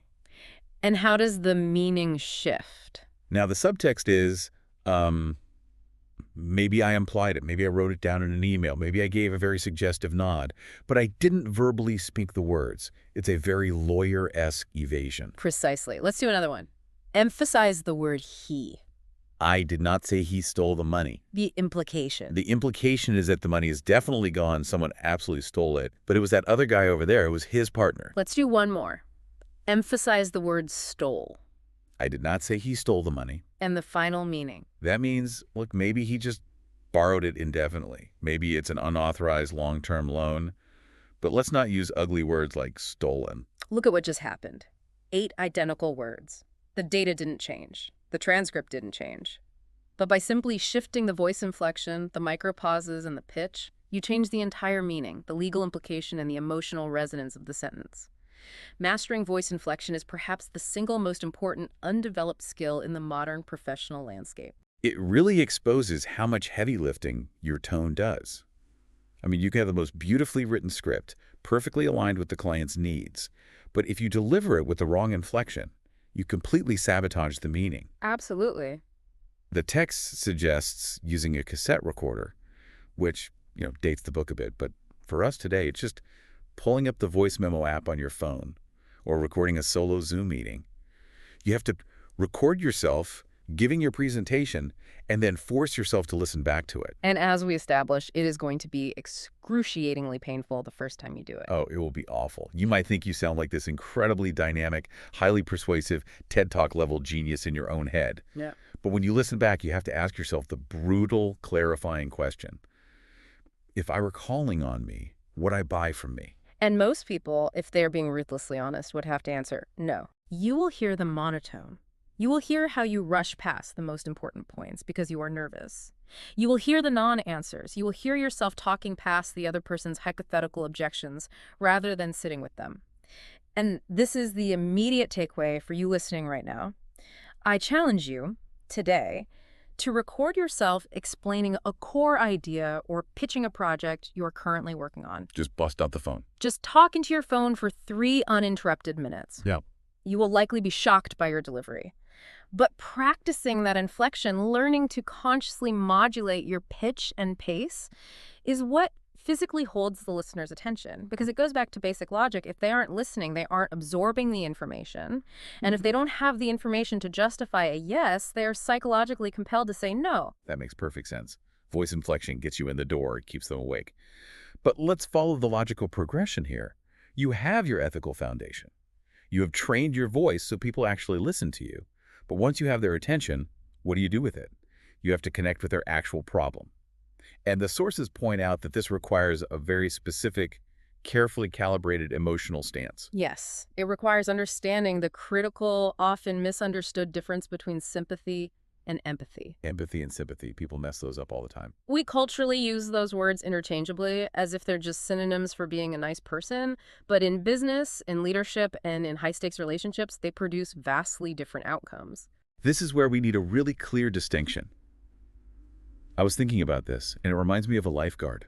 Like, if you're standing on the edge of a pool and you see someone actively drowning, thrashing around in the deep end, sympathy is looking at them, feeling their panic, jumping into the water without a flotation device, and letting them grab onto you so you can both panic together. Now there are 2 people drowning. That is a very apt analogy. The source text uses a similar metaphor involving a cruise ship. Oh, how does that one go? Imagine you're on a boat and another passenger is leaning over the rail, just absolutely green, suffering from terrible seasickness. Sympathy is going over to the rail, feeling so bad for them that your own stomach turns, and getting sick right next to them. Gross. Right. You feel exactly what they feel. But no one's problem is actually solved. You've just doubled the amount of misery on the boat. Right. But empathy is different. Empathy is looking at the drowning person or the seasick passenger, understanding exactly how terrified and miserable they feel, but keeping your feet firmly planted on the deck. It is stepping back, staying steady, and going to get them a cold towel, some seasickness pills, or throwing them a life preserver. In psychological terms, sympathy is often aligned with effective empathy, absorbing the emotion until you become overwhelmed by it. What we are striving for in persuasion is cognitive empathy, understanding their emotional state and validating it while maintaining the objective distance required to actually help them. That makes a lot of sense. The text gives several stark examples of what happens when professionals rely on sympathy instead of empathy. A marriage counselor who operates purely on sympathy gets so entangled in the client's misery that eventually the counselor needs counseling themselves. Wow, yeah. An arrested alcoholic trying to help a practicing alcoholic, if they use sympathy and get dragged back into the despair, they risk relapsing themselves. If a sales manager leads with sympathy, they end up lending their struggling salespeople money or doing their prospecting for them, which ultimately cripples the employee's development. So, how does this specifically translate to the moment of persuasion? Let's say I am sitting across from a prospect who is legitimately stressed out about their business. It means that you must deeply understand the problem, you must validate their feelings of stress, but you absolutely cannot become part of the problem. If a prospect leans across the desk and says, "Look, I just don't have the budget for this software, times are incredibly tough, inflation is killing us," sympathy says, "You know what, you're right. Times are awful, the economy's a mess, keep your money, I don't want to add to your burden." Which feels nice in the moment, but you just lost the sale, and they still have the inefficiency problem your software was going to solve. Precisely.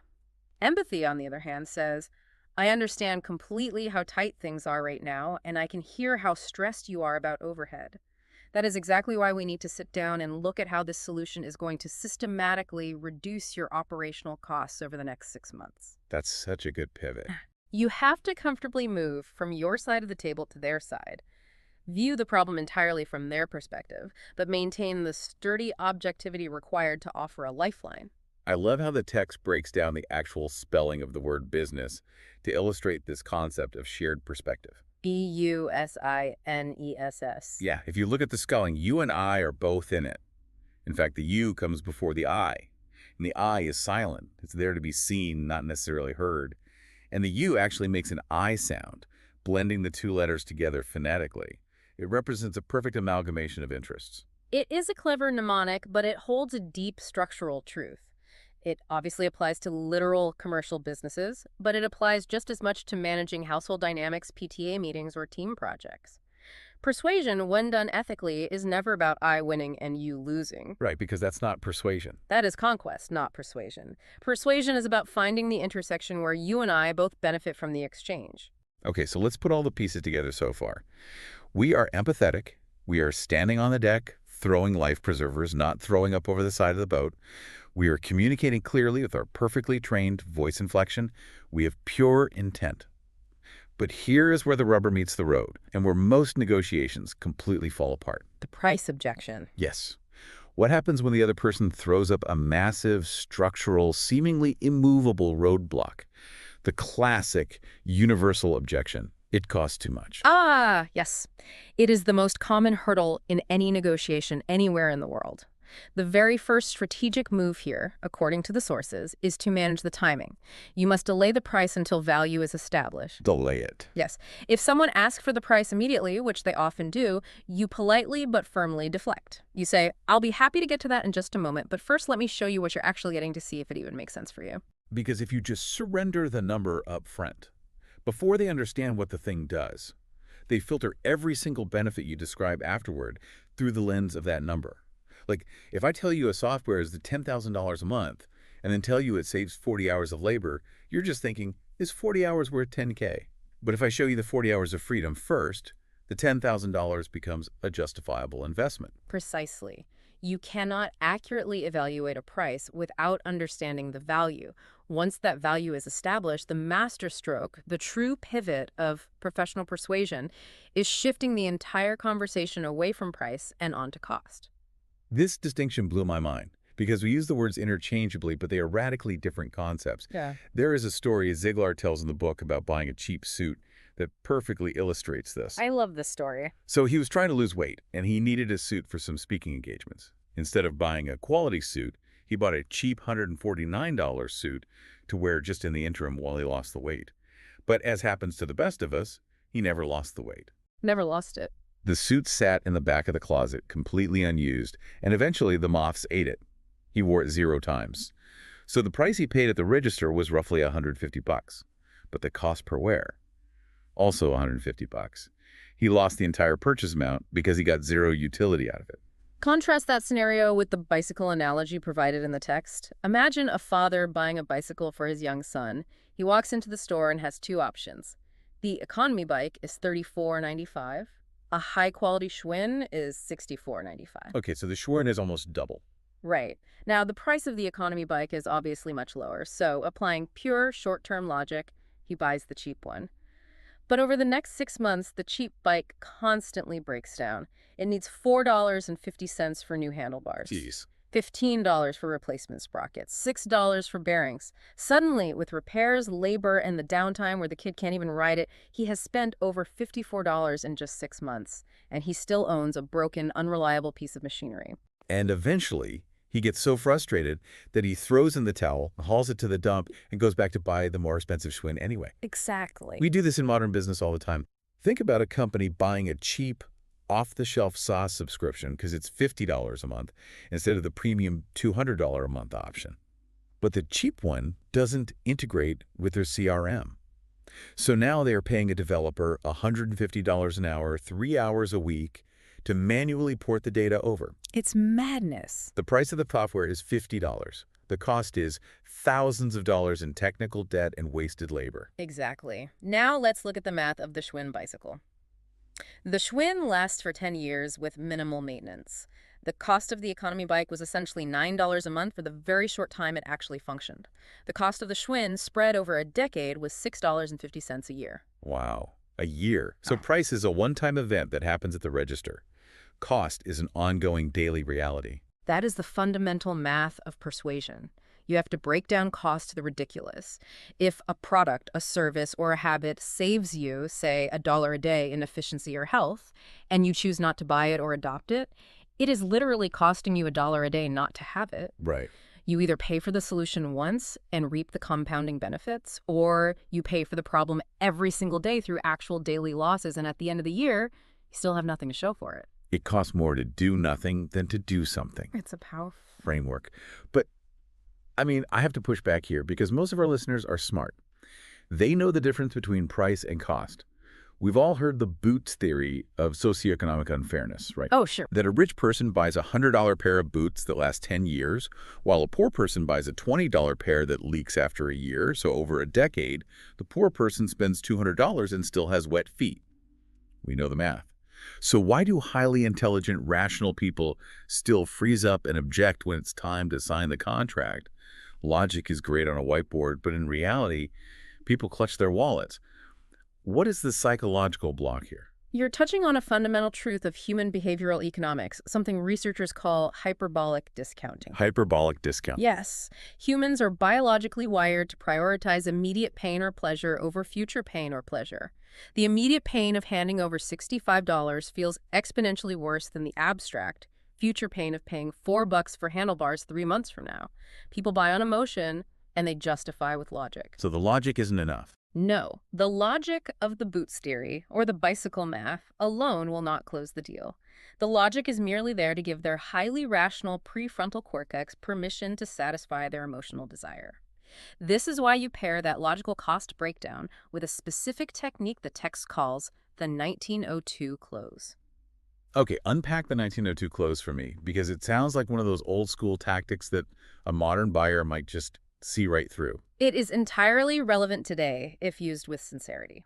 The The 1902 close is the process of taking that lifetime cost difference and breaking it down into a tiny, almost imperceptible daily fraction. Let's say the premium option is $100 more than the cheap option, but it lasts 10 years. You show them that the actual difference in price between the miserable experience and the premium experience is roughly 3 cents a day. Oh, nice. You make the immediate financial hurdle seem microscopically tiny that satisfies the logical brain. But simultaneously, and this is the crucial part, you must paint a vivid emotional picture of the joy, the peace of mind, or the prestige of owning the high-quality item. So you need both. Yes. As the old adage goes, the prospect will eventually forget the exact price they paid, but they will remember the quality of the product and how it makes them feel every single time they use it. So you are satisfying the brain's need for safety with the math of it's only 3 cents a day, but you are satisfying the heart's desire with the emotional picture of the 10-year lifespan of a great bike, or the relief of a software that just works. Which brings us perfectly to a deeper question. We keep using the word emotion. Logic justifies, but emotion initiates action. How exactly do we trigger that emotional brain? Because when you are talking to someone, you aren't speaking into a void. You have to cut through a massive swirling amount of internal noise in their head. It is a staggering amount of noise. To understand the barrier to persuasion, you really have to understand the human biological baseline. The text highlights a fascinating set of statistics. I love these numbers. They're crazy. In any given 24-hour period, your prospect's heart beats over 103,000 times, their lungs inhale 23,000 times, their blood travels millions of miles, they speak roughly 4,800 words. And here is the kicker, the absolute psychological hurdle you have to clear. Of those 4,800 words, roughly 3,200 of them are entirely about themselves. Oh. Over 60% of our daily output is purely self-referential. Exactly. We are the undeniable stars of our own internal movies. We are obsessed with our own survival, our own comfort, our own status. Neurologically, humans have a reticular activating system, or RAS, in the brainstem. The RAS, right. Its entire job is to filter out the millions of bits of data we encounter daily and only let through information that is relevant to our survival or our self-interest. Not a single one of those 4,800 words will be about you, your company, your brilliant idea, or your product, unless you figure out a way to bypass the RAS and involve them emotionally. That puts things in a wildly clear perspective. It reminds me of that classic marketing adage quoted in the text. Over 5 million quarter-inch drills are sold in hardware stores every single year. But nobody, literally nobody walking into a hardware store actually wants a quarter-inch drill. Right. No one cares about the drill. They don't want a piece of molded plastic with a spinning metal bit. What they want is a quarter-inch hole. It is the golden rule of feature versus benefit. The drill is the feature, the hole is the benefit. You do not sell what a product is, you sell what a product does. And if you want to take it a step further into emotional persuasion, you sell how that hole makes the user feel. Maybe they want the hole so they can hang a picture of their family, which makes them feel loved and secure. This is where the concept of picture selling comes in. We touched on this earlier with Zig's wife painting the picture of the Cowboys game in the den. She didn't sell the square footage. She sold the feeling of Sunday afternoon relaxation. The text is another brilliant example of this. Let's say you are selling a high-end dress or a finely tailored suit. You do not stand there and talk about the thread count, the durability of the stitching, or the origin of the wool. You use what Ziglar calls the ooh and ah. Close. Which is brilliant in its absolute simplicity. It really is. You look at the person trying on the outfit and you say, when your partner sees you walking into the room wearing this tonight, they're going to stop and say ooh or ah. You are selling the reaction. Yeah. You're selling the feeling of being admired, of being attractive, of commanding a room. You are painting a word picture that transports them from the dressing room into a future state of profound emotional gratification. And doing this effectively requires warm, highly descriptive words. It requires tapping into their imagination. But if we connect this to the bigger picture of neuroscience, there is a necessary catalyst required to make these word pictures actually bypass the brain's filters and work. You can't just recite the words. Okay, what's the catalyst? The catalyst is enthusiasm. But enthusiasm is tricky, right? Because when I hear enthusiastic salesperson, my mind immediately goes to the loud, hyperactive, fast-talking guy who has had 4 energy drinks and is just yelling at me. That kind of enthusiasm pushes people away. And rightfully so. Yeah. Forced, loud, artificial enthusiasm is instantly recognized by the human brain as fake. It triggers our threat response and completely kills your credibility. But true enthusiasm is different. The text points out the etymology of the word, which is incredibly profound. Enthusiasm comes from the Greek ontheos, which literally translates to God within. Oh, wow. It is an internal fire. It is a quiet, unshakable confidence. Ziglar uses a clever acrostic for the last four letters of the word enthusiasm, IASM. He says it stands for I am sold myself. I am sold myself. I love that. If you don't buy it, there is no way they're going to buy it. Precisely. We have specialized cells in our brains called mirror neurons. They are designed to detect and reflect the emotional states of the people around us. If you are painting a word picture about a product or an idea that you truly deeply believe in, if you are sold yourself, your mirror neurons project that reality. So it's not just words, it's physiological. Exactly. Your nonverbal cues, your microexpressions, your posture, the natural modulation of your voice, all of it aligns seamlessly with your words. It is an authentic transference of feeling. That deep, grounded conviction is the only thing that can cut through the noise of the 3,200 words they are speaking about themselves. They feel your belief, and it makes them feel safe enough to believe it too. Okay, this is a masterclass in alignment. So we have the empathy to understand their problem. We have the trained voice inflection. We have strategically delayed the price, broken down the long-term cost to the ridiculous, and we have painted a beautiful, enthusiastic word picture of their future. We've done everything right. The prospect is leaning in. They are nodding along. They want the whole, not the drill. But human beings are stubborn, cautious creatures. Even with the best word pictures, people naturally resist making final decisions. Decision fatigue sets in. It is scary to commit, to put your signature on the line, or to hand over the credit card. So when we reach that final mile, how do we help them actually cross the finish line? This is where we transition into the actual mechanics of the close. And the first thing you have to realize to calm your own nerves is that objections are consistent. Human beings generally resist for the exact same few reasons, regardless of what you are selling. Money, time, lack of trust, or a deep-seated fear of making a mistake. It's always those four. It's always those. You have to anticipate these. And as we mentioned earlier, the formula for overcoming this resistance is always the same. You must start with a logical answer to satisfy the brain, but you must end with an emotional appeal to initiate the action. Let's look at a specific, highly common way to handle direct resistance. The text outlines the similar product closing. This happens in almost every pitch. You present your idea or your product, and the person crosses their arms and says, oh, your idea is just like Company X, or your software is exactly like this cheaper one I saw online. Yes, the natural, ego-driven instinct in that moment is to argue. It is to get defensive and say, no, it's not. We are vastly superior. But the moment you do that, you create immediate adversarial tension. You have just told them they are wrong, and people hate being told they are wrong. Instead, you do the opposite. You agree with them. You agree, yes. It completely disarms them. You smile and say, you know, you're right. There are actually quite a few similarities on the surface. The text uses a great analogy for this. If you look at an original Rembrandt painting and a cheap reproduction you bought at a gift shop, they have undeniable similarities. Sure, they're both paintings. Right. They both use paint. They both are on a canvas. They both depict the exact same scene with the exact same colors. But the differences are what determine the value. One is worth $50, the other is worth $50 million. And then there is the joke Ziglar uses to completely disarm the tension before making his point. I genuinely love this joke. Yeah. He looks at the prospect and says, you know, my wife and I are very similar. We both have 2 arms, 2 legs, and a head. But let me tell you, it's the differences that got us together in the first place, and it's the differences that keep us together. That's so disarming. It gets a chuckle, it breaks the ice, and then you smoothly transition to pointing out the specific high-value differences that make your product structurally superior to the cheaper alternative. It is a highly elegant pivot. It validates their observation, lowering their defenses, while allowing you to reframe the comparison. Now, what if the prospect isn't bringing up a specific competitor? What if they are just generally indecisive? They like it, they see the value, but they are vacillating back and forth out of sheer fear of commitment.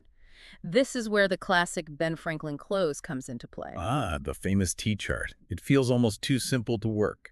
It is simple, but it leverages profound psychological principles of loss aversion and visual processing. You literally draw a line down the middle of a blank page. On one side, you write yes, or reasons for. On the other side, you write no, or reasons against. And you do this collaboratively. You're doing it with them. Yes, you sit on the same side of the table as them, and you help them list all the logical reasons to move forward. It saves money long term, it looks great, it solves their immediate pain point, it increases efficiency. You populate that yes column heavily with all the benefits and word pictures you've discussed. You build a massive wall of logic, Yeah. and then comes the magic part. Yes. You move your pen to the no column. You might offer one major objection they've already raised, like the initial price tag, just to show you are listening and being fair.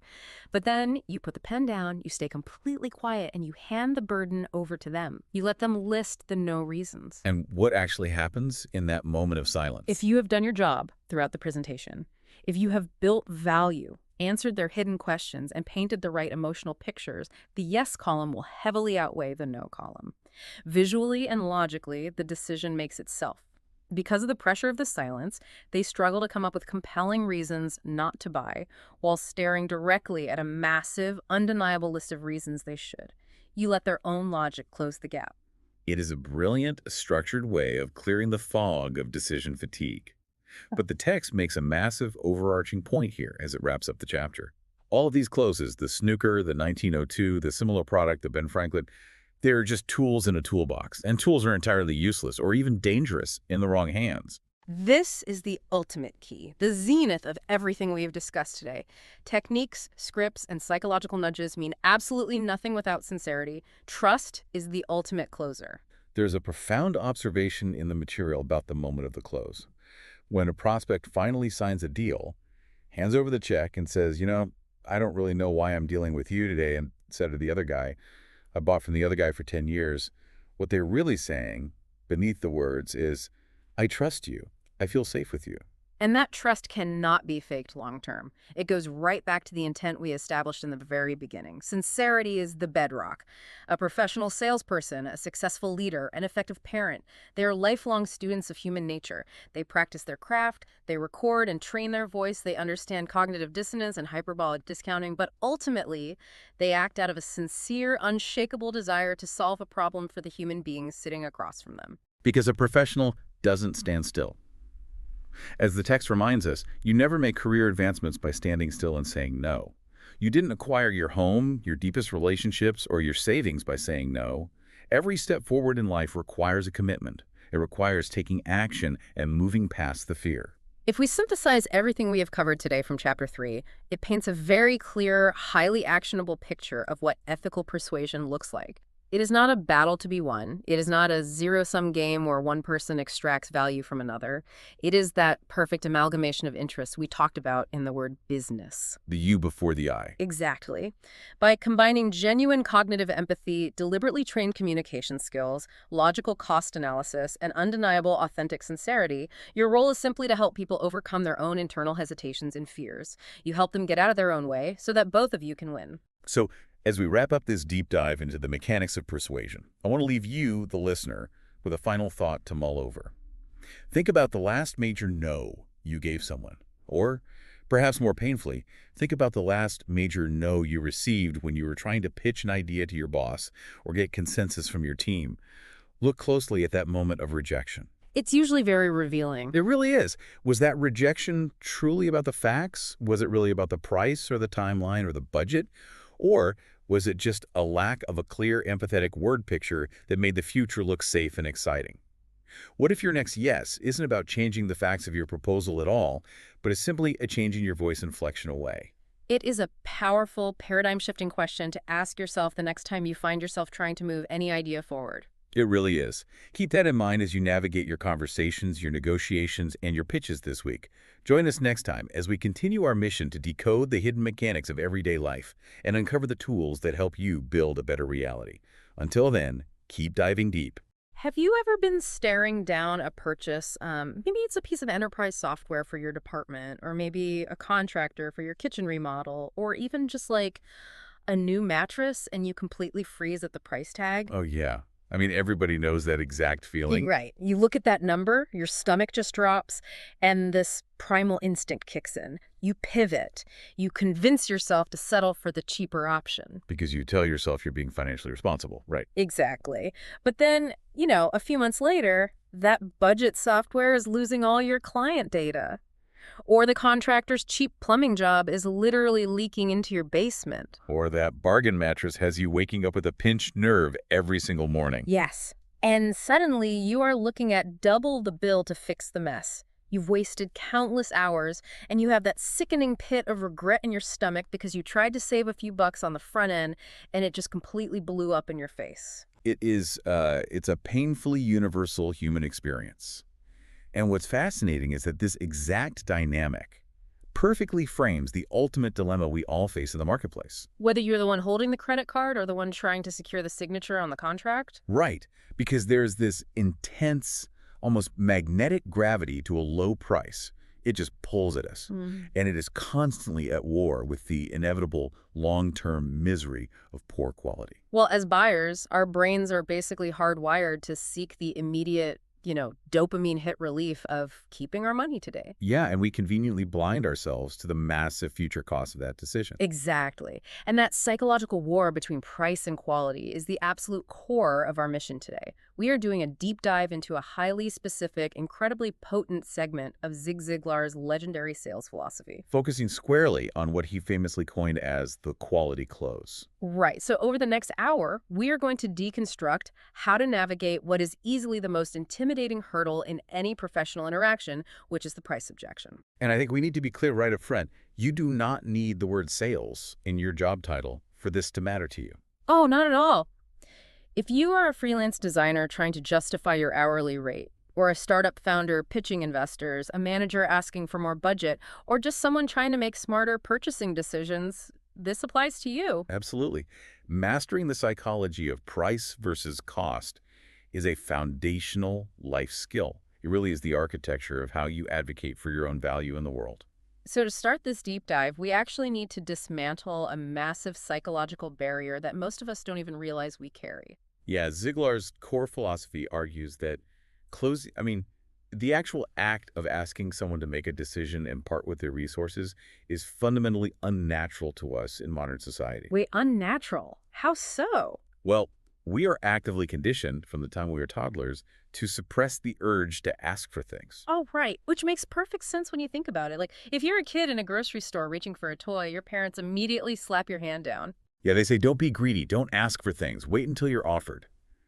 We are so heavily socialized to view asking as this aggressive, selfish, or just impolite act. It violates this unwritten social contract of modesty, right? Precisely. We internalize that conditioning deeply. We equate direct requests with selfishness. So, fast forward 20 or 30 years, and you enter the professional world. And suddenly your mortgage or your company's survival depends entirely on your ability to look someone in the eye and say, I need you to sign this contract and transfer $50,000 to my account. Yeah, and it feels inherently wrong. It triggers a profound cognitive dissonance because that childhood programming is still running like a background app in your brain. Telling you that what you are doing is just rude. Exactly. But the philosophy we're looking at today violently flips that narrative. The argument here is that if you genuinely possess a solution to someone's problem, and you hold back if you get timid and fail to close because you're worried about feeling awkward, You aren't being polite. You're actually being incredibly selfish. that is the paradigm shift right there. If you truly deeply believe that your service will save a client time, stop their operational bleeding, or fundamentally improve their life, withholding that solution is a disservice to them. Because you are allowing your own personal discomfort to rob them of a vital benefit. Right. A true professional is a problem solver. So when you ask for the business, you aren't begging for a favor. You are offering a lifeline. Okay, I hear that, but I have to push back hard here. Because we are living in a modern era, buyers are hyper-educated. Well, for sure. I mean, they have Google, they have AI, they have peer-review networks. They don't need a salesperson to swoop in like a savior. And honestly, the word close still carries massive baggage for a lot of people. Yeah, it definitely does. It sounds manipulative. It sounds like you are, backing a prospect into a corner, using psychological judo until they say yes, just to get you to leave them alone. That is exactly the friction we have to address. Because the old school high-pressure style of closing is dead, and frankly, it should be. So how do we reconcile offering a lifeline with that reality? But the distinction we have to make is between pressure and education. An unethical operator, a con artist, relies on artificial pressure. Like false scarcity or bullying. Exactly. They force a decision completely disconnected from the actual value of the product. But Ziglar's framework, when applied correctly, relies entirely on education and value translation. Okay, so how does that work in practice? Imagine the buyer's mind as an old-school balance scale. On the left side, you place your asking price. The moment you state that number, the left side of the scale violently slams down. Because it's incredibly heavy, the buyer immediately thinks, no, that's way too much. Yes. And a no in that moment is almost never a personal rejection, nor is it necessarily a final verdict. Right. It simply means the value side of the scale, the right side, is currently too light. The prospect is essentially saying, I am not about to surrender my resources for this product because, in my current understanding, it is not worth the sacrifice. So the job isn't to lean on them and push the scale down with brute force. It's to stack weights on the other side. Exactly. Every single closing technique, every analogy you use, every piece of data you share is a weight placed on the value side of that mental scale. So you are methodically stacking logical reasons and emotional justifications. Yes. Your entire objective is to keep adding educational weight until the perceived value of your solution eventually equals and then exceeds the gravity of the asking price. And the absolute microsecond the perceived value outweighs the price in their mind, the friction just disappears, right? Yeah. They will naturally want to buy. Precisely. Until that equilibrium is reached, applying pressure is not just useless, it is actively destructive because it builds resentment. So the major reframe for you, listening right now, is how you interpret rejection. The next time you are pitching something and the person across the table says, it's just too expensive or we don't have the budget, you cannot let your ego get involved. You really can't. You have to run that phrase through an internal translator. When they say, it's too much, you need to literally hear them saying, you have not provided me with enough educational value yet. Keep stacking the weights. Your mandate in that moment is to supply them with the logical architecture to justify the spend and the emotional cover to feel safe doing it.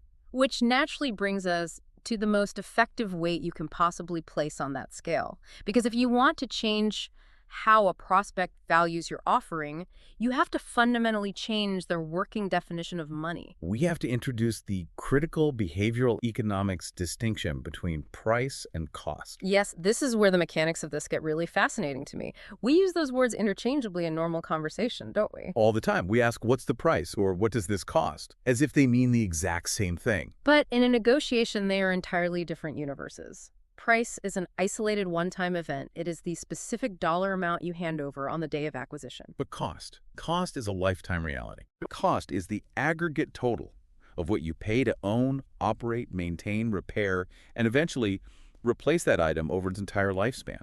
It is a profound neurological shift when you get a buyer to see that difference. The source text champions a very direct intervention here called the cost close. Yeah, when a buyer is hyper-fixated on the upfront number, you actually interrupt their pattern. You look them in the eye and ask a clarifying question. You say, since you are obviously mindful of the budget here, let me make certain we are communicating properly. Are you primarily concerned with the price, or is it the cost that you're worried about? Which is such a brilliant, slightly disorienting question. If someone asked me that, I would immediately pause and say, wait, what's the difference? Exactly. It forces the prospect to stop being defensive and actually ask you for clarification. And to explain this, there is this classic, almost legendary anecdote in the sales world called the bicycle story. And, you know, even if it sounds a bit folksy, the raw math of it perfectly illustrates human irrationality. Let's break down the math, because it's the math that makes it universally applicable. It doesn't matter if you are selling a bicycle or enterprise cloud architecture. Right. So a father goes to a hardware store to buy a bicycle for his son. He is presented with two options. There is a generic, cheap, economy bicycle for $34.95. Okay. And sitting right next to it is a premium, top-of-the-line Schwinn bicycle for $64.95. So almost double the price. Exactly. Strictly looking at the price, the economy bike is way cheaper. The amygdala fires up, the father sees the immediate cash retention, and he buys the cheap one for $34.95, feeling like an absolute genius. But here is where the reality of cost begins to violently assert itself. The hidden tail of maintenance. Right. Within a couple of months of the kid riding it, the cheap handlebars snap. That's $4.50 to replace them. Ouch. 6 weeks later, the entire sprocket assembly gives out. That's another $15 for parts and labor. It adds up fast. A few weeks after that, the wheel bearings are completely ground to dust. That's another $6. Suddenly, the total money spent has ballooned to $54.45. And the financial bleeding isn't even the worst part, is it? No.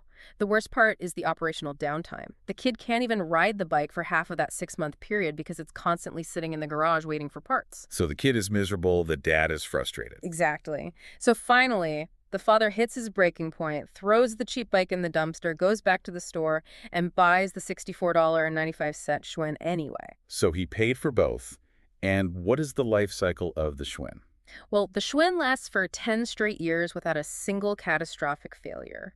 The only money they ever put into it was for standard wear and tear, like a couple of new tires. So when you zoom out and calculate the actual cost, The premium Schwinn bike cost him about $6.50 a year to own. The cheap economy bike ended up costing him $9 a month to own. completely ignoring the immense frustration and the fact that he ultimately had to buy the expensive one anyway. Exactly. Now, look at the underlying psychology of why explaining this specific math is so effective in a modern sales environment. Because the framework actually advises that you shouldn't just tell this story verbally. You should literally pull out a notepad or open a shared digital whiteboard on a Zoom call and write the numbers down in front of the prospect. Why the physical visualization? Because human beings are not naturally equipped to calculate long-term probabilistic risk in our heads when we are under acute financial stress. Our brains are still wired for the savannah. If you ask me to part with my resources right now, my amygdala perceives that as a threat to my survival. Precisely. The amygdala creates a threat response, protect the cash today. But when you start doing math on a whiteboard, when you force the prospect to look at depreciation schedules, replacement costs, and lost productivity metrics, You are hijacking their brain. yes, you are forcing the prefrontal cortex, the logical forward planning center of the brain, to take the steering wheel away from the amygdala. You force them to transition from immediate emotional loss aversion to logical, long-term self-preservation. You are literally rebooting their operating system in real time. It's incredibly powerful. I love the concept of the physical notepad, too. Even in our highly digitized screen sharing world, taking out an iPad and literally drawing out the financial bleed of a cheap competitor's product forces the prospect to engage with the reality of the math. Rather than just brushing off a verbal claim. Right. And this exact cognitive mechanism is the foundation for another classic tactic often associated with this philosophy, which is sometimes referred to as the 1902 close or the ridiculous close. That's a great one. Wait, stop right there. Oh. I have seen that term 1902 close floating around in classic sales literature, and it always bothered me. Why on earth is it called that? Is it a date? Is it an address? It's actually a great piece of legacy sales trivia.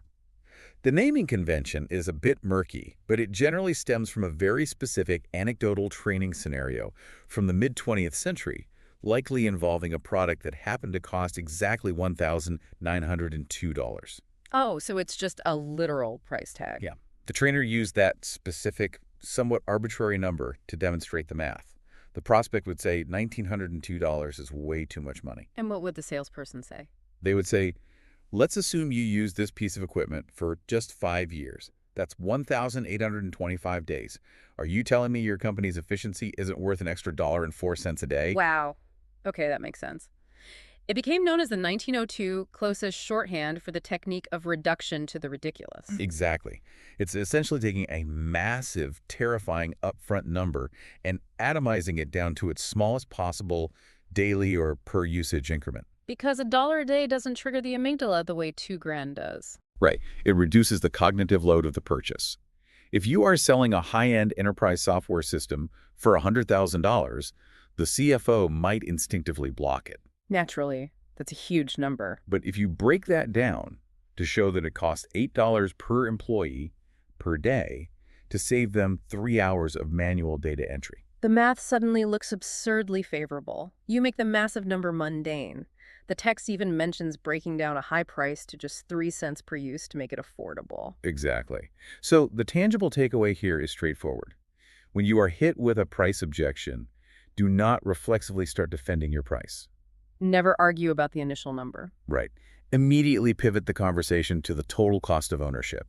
Ask them to clarify if they're concerned with the one-time price or the long-term cost, and then do the math with them. Draw it out.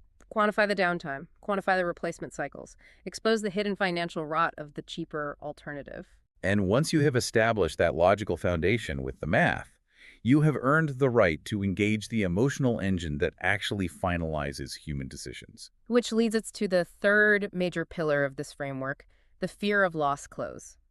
Now we are getting into the heavy behavioral economics. This is the good stuff. This goes straight to Kahneman and Tversky's prospect theory. The fundamental truth here is that human beings are deeply irrationally driven by loss aversion. Our fear of losing something is exponentially more powerful than our desire to gain something of equal value. It really is the strongest lever in human psychology. We will fight 10 times harder to keep $100 from being stolen out of our pocket than we will work to earn a new $100. Absolutely. So when a prospect is hesitating on a premium purchase, they were swimming in fear. They're terrified of making a catastrophic mistake. Your job is not just to show them how great your product is. Your job is to construct a psychological environment where they realize that buying your premium product is the only way they are safe. You have to establish that they will not lose their money, and more importantly, they won't lose their dignity or their professional reputation by partnering with you. But, crucially, they will lose massive benefits and likely suffer severe financial and reputational damage if they go with the cheap alternative. There is a quote often used to anchor this exact sentiment. It's from the 19th century thinker John Ruskin, and honestly, it should be framed on the wall of anyone who sells a premium service. I have it right here in the text. Let me read it. He said, "It is unwise to pay too little. When you pay too much, you lose a little money, that is all. When you pay too little, you sometimes lose everything because the thing you bought was incapable of doing what it was bought to do." It is a breathtakingly stark piece of logic, isn't it? And it cuts through all modern business jargon. Think about how this applies to a modern corporate buyer, say a VP of operations spending the company's budget. Their deepest, darkest fear is looking incompetent in front of the board. Exactly. So if they advocate for your premium solution, and it turns out to just be pretty good instead of perfect, what happens?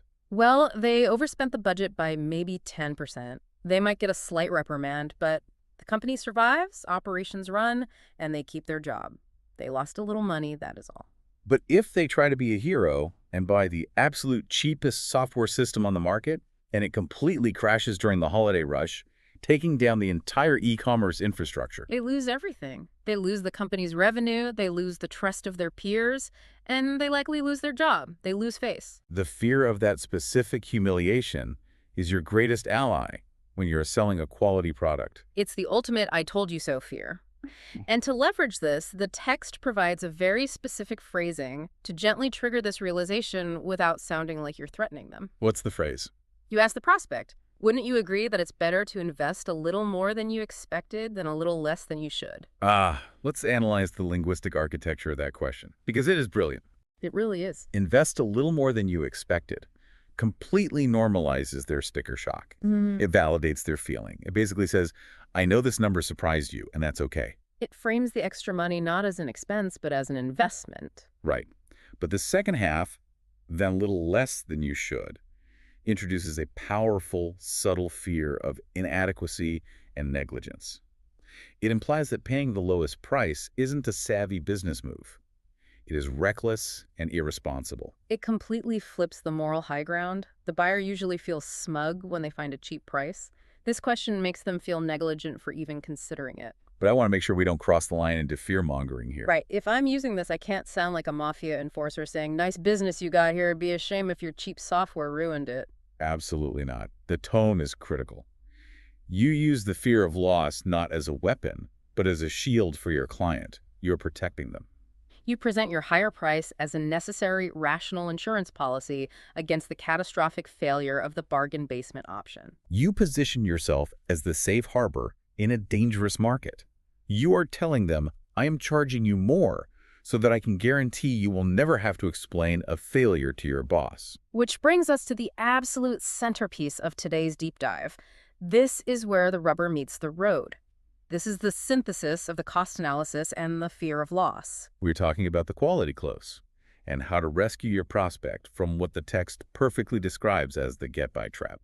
The get-by trap is such a visceral concept. It's that moment of weakness where a consumer or a business just buys something cheap to get by for the time being. Fully knowing it's subpar. Yes. And it ends up haunting them every single day they have to use it. I have a cheap power drill in my garage right now that is a living monument to the get-by trap. Oh, we all have one of those. Every time I use it, the battery dies in 10 minutes, the bit slips, and I curse the day I bought it. But I refuse to throw it away because I spent money on it. It's a misery engine. So how do we stop a client from doing this? What is the actual script when a prospect looks you dead in the eye and delivers the ultimate unfiltered objection? Your price is just too high. The source material provides a masterful, highly confident script for this exact confrontation. The strategy is to pull the curtain back on how your business operates. Okay, so you look at the prospect and you explain that your company actually faced a critical crossroads. You say, when we designed this service, our company had a very real choice to make. We could have chosen to build this as cheaply as possible, strip out the support, and sell it to you as a basic get-by product. Or we could choose to build uncompromising quality into it, ensuring durability, service, and your long-term success. You are literally putting the internal corporate decision right on the table. You're saying, look, we know how to make junk. We could have made junk to hit your budget. We deliberately chose not to. Precisely. And the punchline to this, the ultimate quality close script, which the text notes is particularly effective for quicker interactions, like low-ticket items. Like brushes, soap, cosmetics, things like that. Exactly. It goes like this.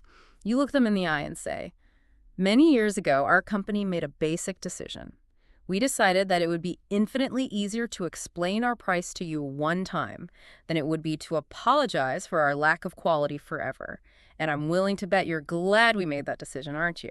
Easier to explain price one time than apologize for quality forever. That is a powerful line. Okay, I have to pause here, because if I am completely honest, when I read that line, my skin crawls just a little bit. Really? Why? It is a mic drop line, sure. But if I am on a Zoom call with the chief technology officer of a Fortune 500 company, or even just sitting across from a savvy millennial buying a car, and I drop that highly rehearsed philosophical speech on them, I feel like they're going to roll their eyes into the back of their head. I can see that. It sounds incredibly scripted. It sounds like an 80s car salesman. Does this actually survive in a modern environment?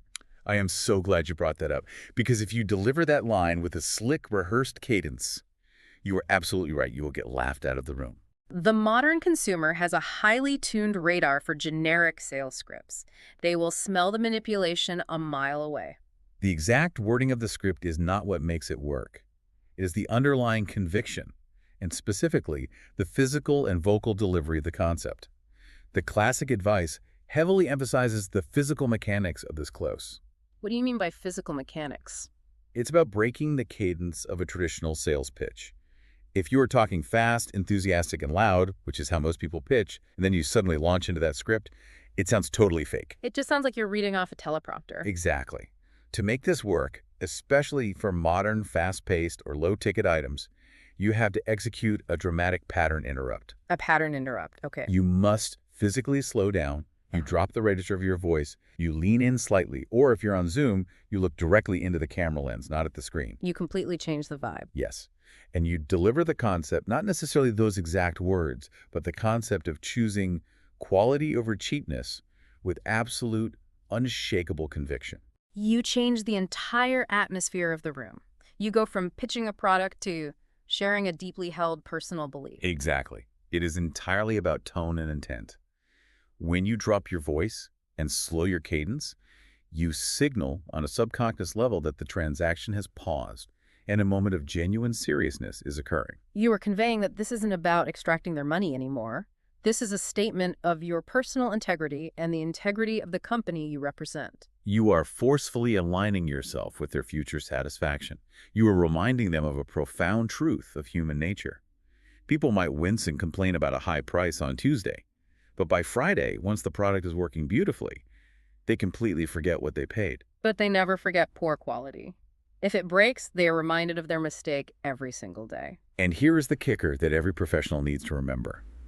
When that cheap product fails, human beings are rarely capable of blaming themselves. So Even if they pounded on the table and demanded the lowest possible price, when the product inevitably breaks down, they will not say, well, I guess I got what I paid for. They will give you, the salesperson, a generous portion of the blame. Oh, absolutely. Why didn't you warn me it was this bad? Exactly. So by insisting on the quality close, by refusing to back down on your premium price, you're actually protecting your own reputation and your future referral business, just as much as you are protecting their daily experience. The lesson here is profound. Never apologize for your price. Ever. Do not shrink when you say the number. Frame your high price as a deliberate, highly ethical choice that you made to protect them. It is a feature of your service, not a bug. Your premium price is the architectural barrier that keeps them safe from the absolute misery of the get-by trap. But, as much as we love these frameworks, we have to live in reality. And the reality of human interaction is that sometimes you execute the quality close perfectly. You break down the cost on a whiteboard. You gently highlight the fear of loss. You do everything right. You do everything right, and the prospect still won't pull the trigger. Yes. Let's talk about the dead end, the brick wall. Because this is the most maddening part of any negotiation.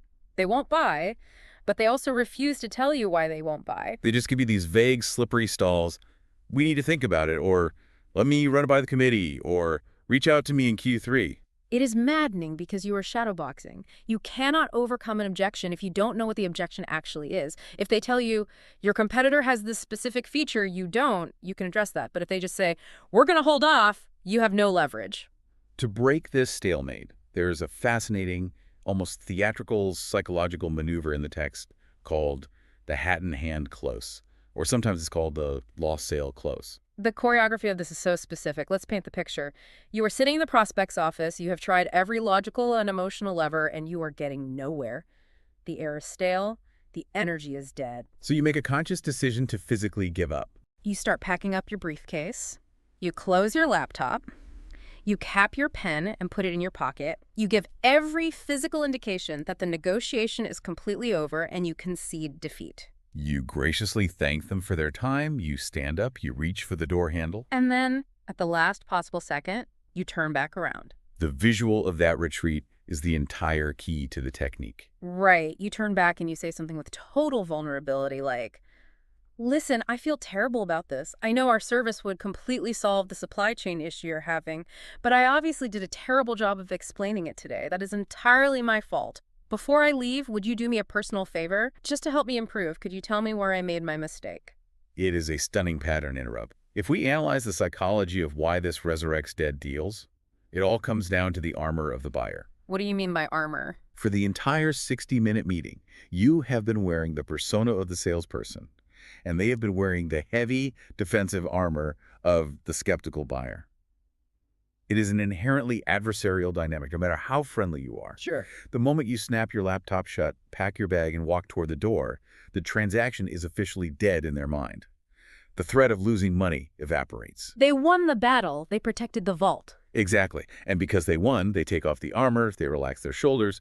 But then, by turning around and completely dropping the polished salesperson persona, by showing genuine vulnerability, admitting defeat, and actually taking the blame for the failure, you appeal directly to their baseline humanity. Because most people, believe it or not, actually want to be helpful. Yeah. When you say, "Where did I fail?" you disarm them completely. Very often, in that highly unguarded, off-the-record moment, they will reveal the true objection that they were too embarrassed or too strategic to mention earlier. They might finally admit, look, your presentation was great, but honestly, my CEO just froze all capital expenditures yesterday, and I was too embarrassed to admit I lost my purchasing power. Or, I actually love the product, but your onboarding timeline clashes with my vacation schedule next month. And the microsecond they hand you that real, tangible objection, you have a pulse again.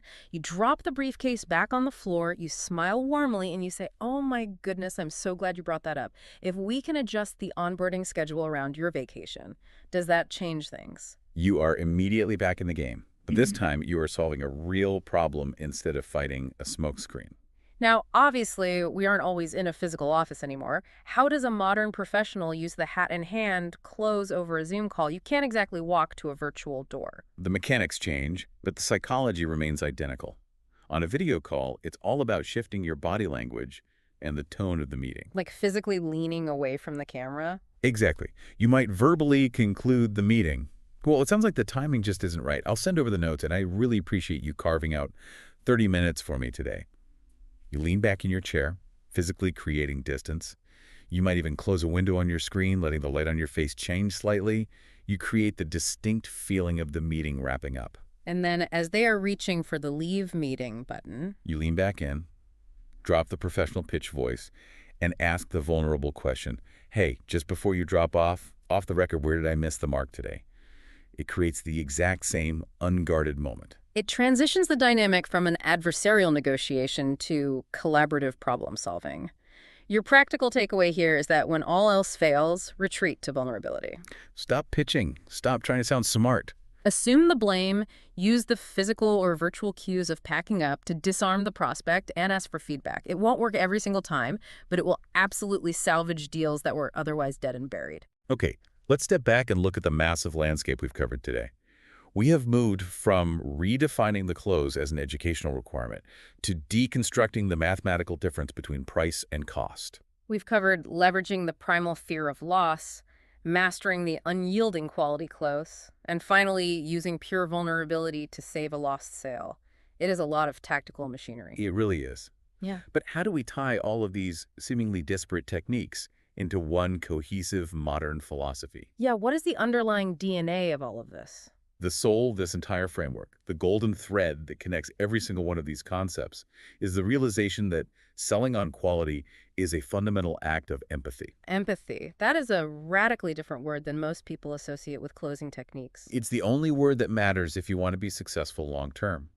Because an unethical operator is just a mercenary. Their only objective is to extract capital. But a true professional, what classic texts beautifully referred to as an assistant buyer, actually steps around the desk and sits on the prospect's side of the table. They look at the problem entirely from the customer's point of view. Exactly. So when you are consciously dropping your voice to deliver the quality close, or when you are pulling out an iPad to draw out the brutal cost breakdown, Or when you are framing the fear of loss. right, you are not executing a psychological trick to manipulate them. You are intervening to protect them. You are aggressively protecting your customer from the lingering daily regret of making a bad, cheap decision. You aren't arguing with them about their money. You are fiercely advocating for their long-term happiness and their professional survival. Exactly. Yeah. You are refusing to let them fall into the get-by trap because you actually care about what happens to them after the check clears. That intent, that deep-seated, unshakable belief that your product will genuinely improve their condition is the engine that makes all of these mechanics work. If you do not have that belief, the modern buyer will see right through you, and none of these scripts will save you. But if you do possess that belief, these tools give you the vocabulary to communicate your conviction in a way the buyer's brain can actually process and accept. I absolutely love that. It completely sanitizes the process. It takes the ick factor out of closing and elevates it into a genuine service. It really does. So to wrap this up and bring this right back into your immediate reality, I want to leave you with a bit of a provocative thought experiment. Okay, let's hear it. As soon as you finish listening to this, I want you to take a look around your house or your office, or even just your software stack. Find one single item that you intentionally paid a massive premium for, and then find one item that you bought purely because it was the absolute cheapest option on the market. I can already picture a few in my own house. Pay close attention to how you feel about them right now in this exact moment. I guarantee you have probably forgotten exactly how many dollars you parted with for that expensive item you love. The price faded.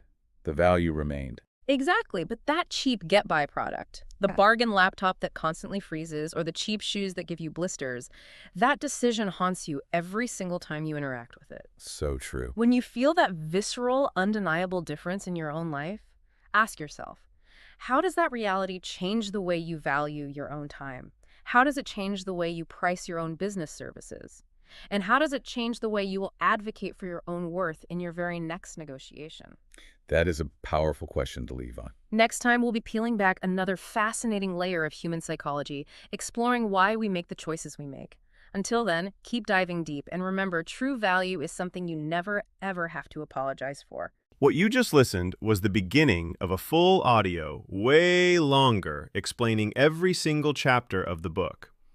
If you would like to keep listening to the end and access to the full audio, you can access it with the link down below in the description and in the pinned comment.